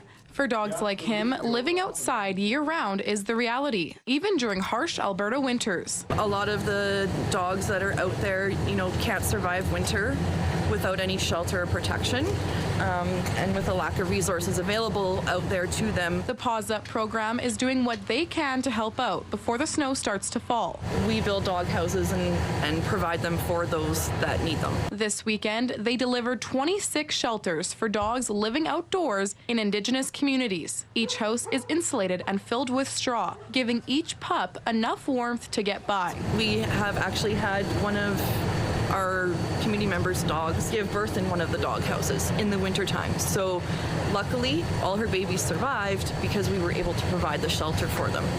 For volunteers helping out, that's what drives the hard work. I just want them all to get homes. If I had an acreage, I'd probably have 20 dogs on it. Paws Up Vice President Kirsten Yakimowicz says these shelters are a drop in the bucket when compared to how many dogs need them. We could probably build 100 dog houses, and it still won't be enough.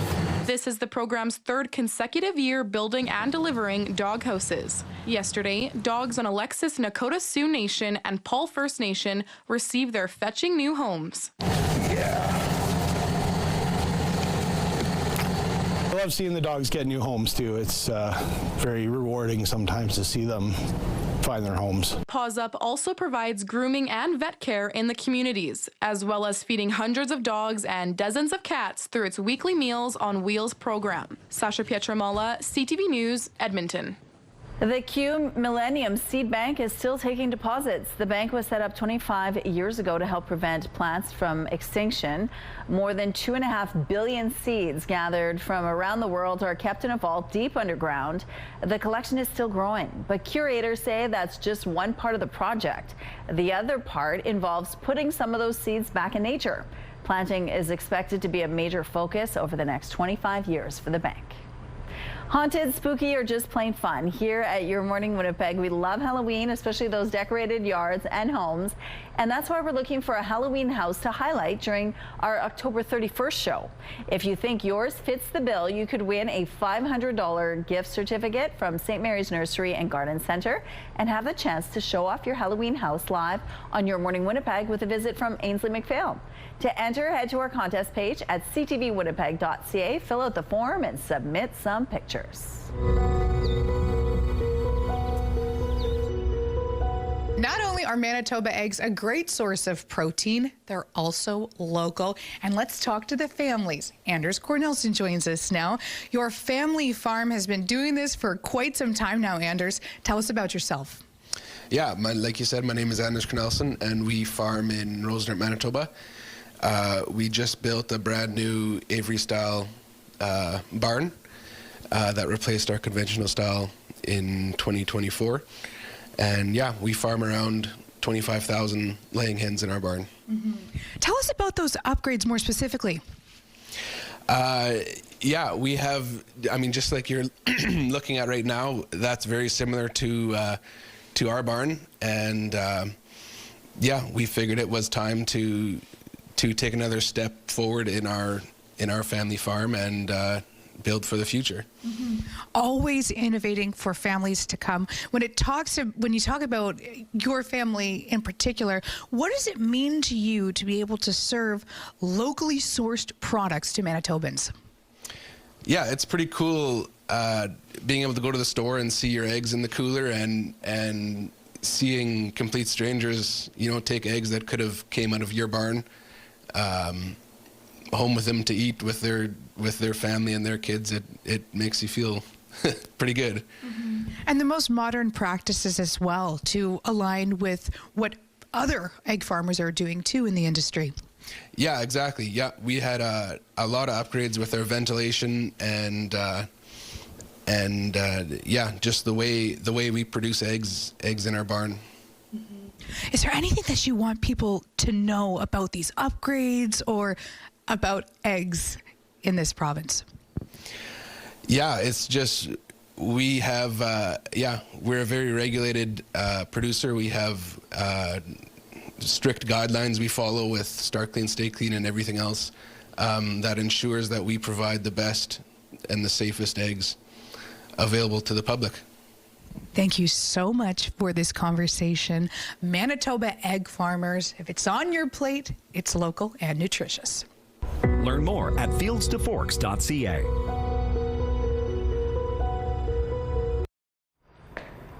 All right, we're seeing a little bit of sun trying to get through those clouds, but you can see those heavier clouds, especially looking off to the west there. Look at that one cloud. Looks like it might still bring some rain, that little bit of a shelf cloud that we're seeing off in the distance. Kind of cool. 4 degrees at the moment with north-northwest winds gusting to 44 kilometers per hour. All right. Yeah, let's take a look at that. The pressure rising, the humidity sitting at 92%. Ooh, it looks even more impressive. Oh, what are we going to get out of this? Let's take those graphics down and get a full look at that, can we? Look at that. Cool. Oh, that's my rooftop. Oh, look at how much we're seeing today. Oh, that's not my rooftop. Now I'm just saying things. I do that sometimes. I'm going to say some accurate things. It could still rain today. That cloud off in the distance shows us the possibility is certainly there. And off to the east of us through northwestern Ontario, showers maybe mixed in with some flurries. It's going to be a little bit cool and soggy there. And the winds will remain an issue. Temperatures remaining below seasonal, getting up to only 6 degrees when 8 is normal. We'll get there the next couple of days and then do even better as it warms up, looking toward the weekend. We're taking a break. We'll be back. Rooftop arrangements provided by Lacoste Garden Center. Salon services provided by Essentique Spa Salon. Well, some siblings don't get along while others are very much in sync. Oh. It's like they share a brain or something, from catching a package through the window to grabbing sunglasses from a rug to flinging keys into a backpack. I wonder how many takes it took to get it done. I don't want to see how many takes. I prefer to just be fooled. It's so good. Now to a duet that's so bad they're good.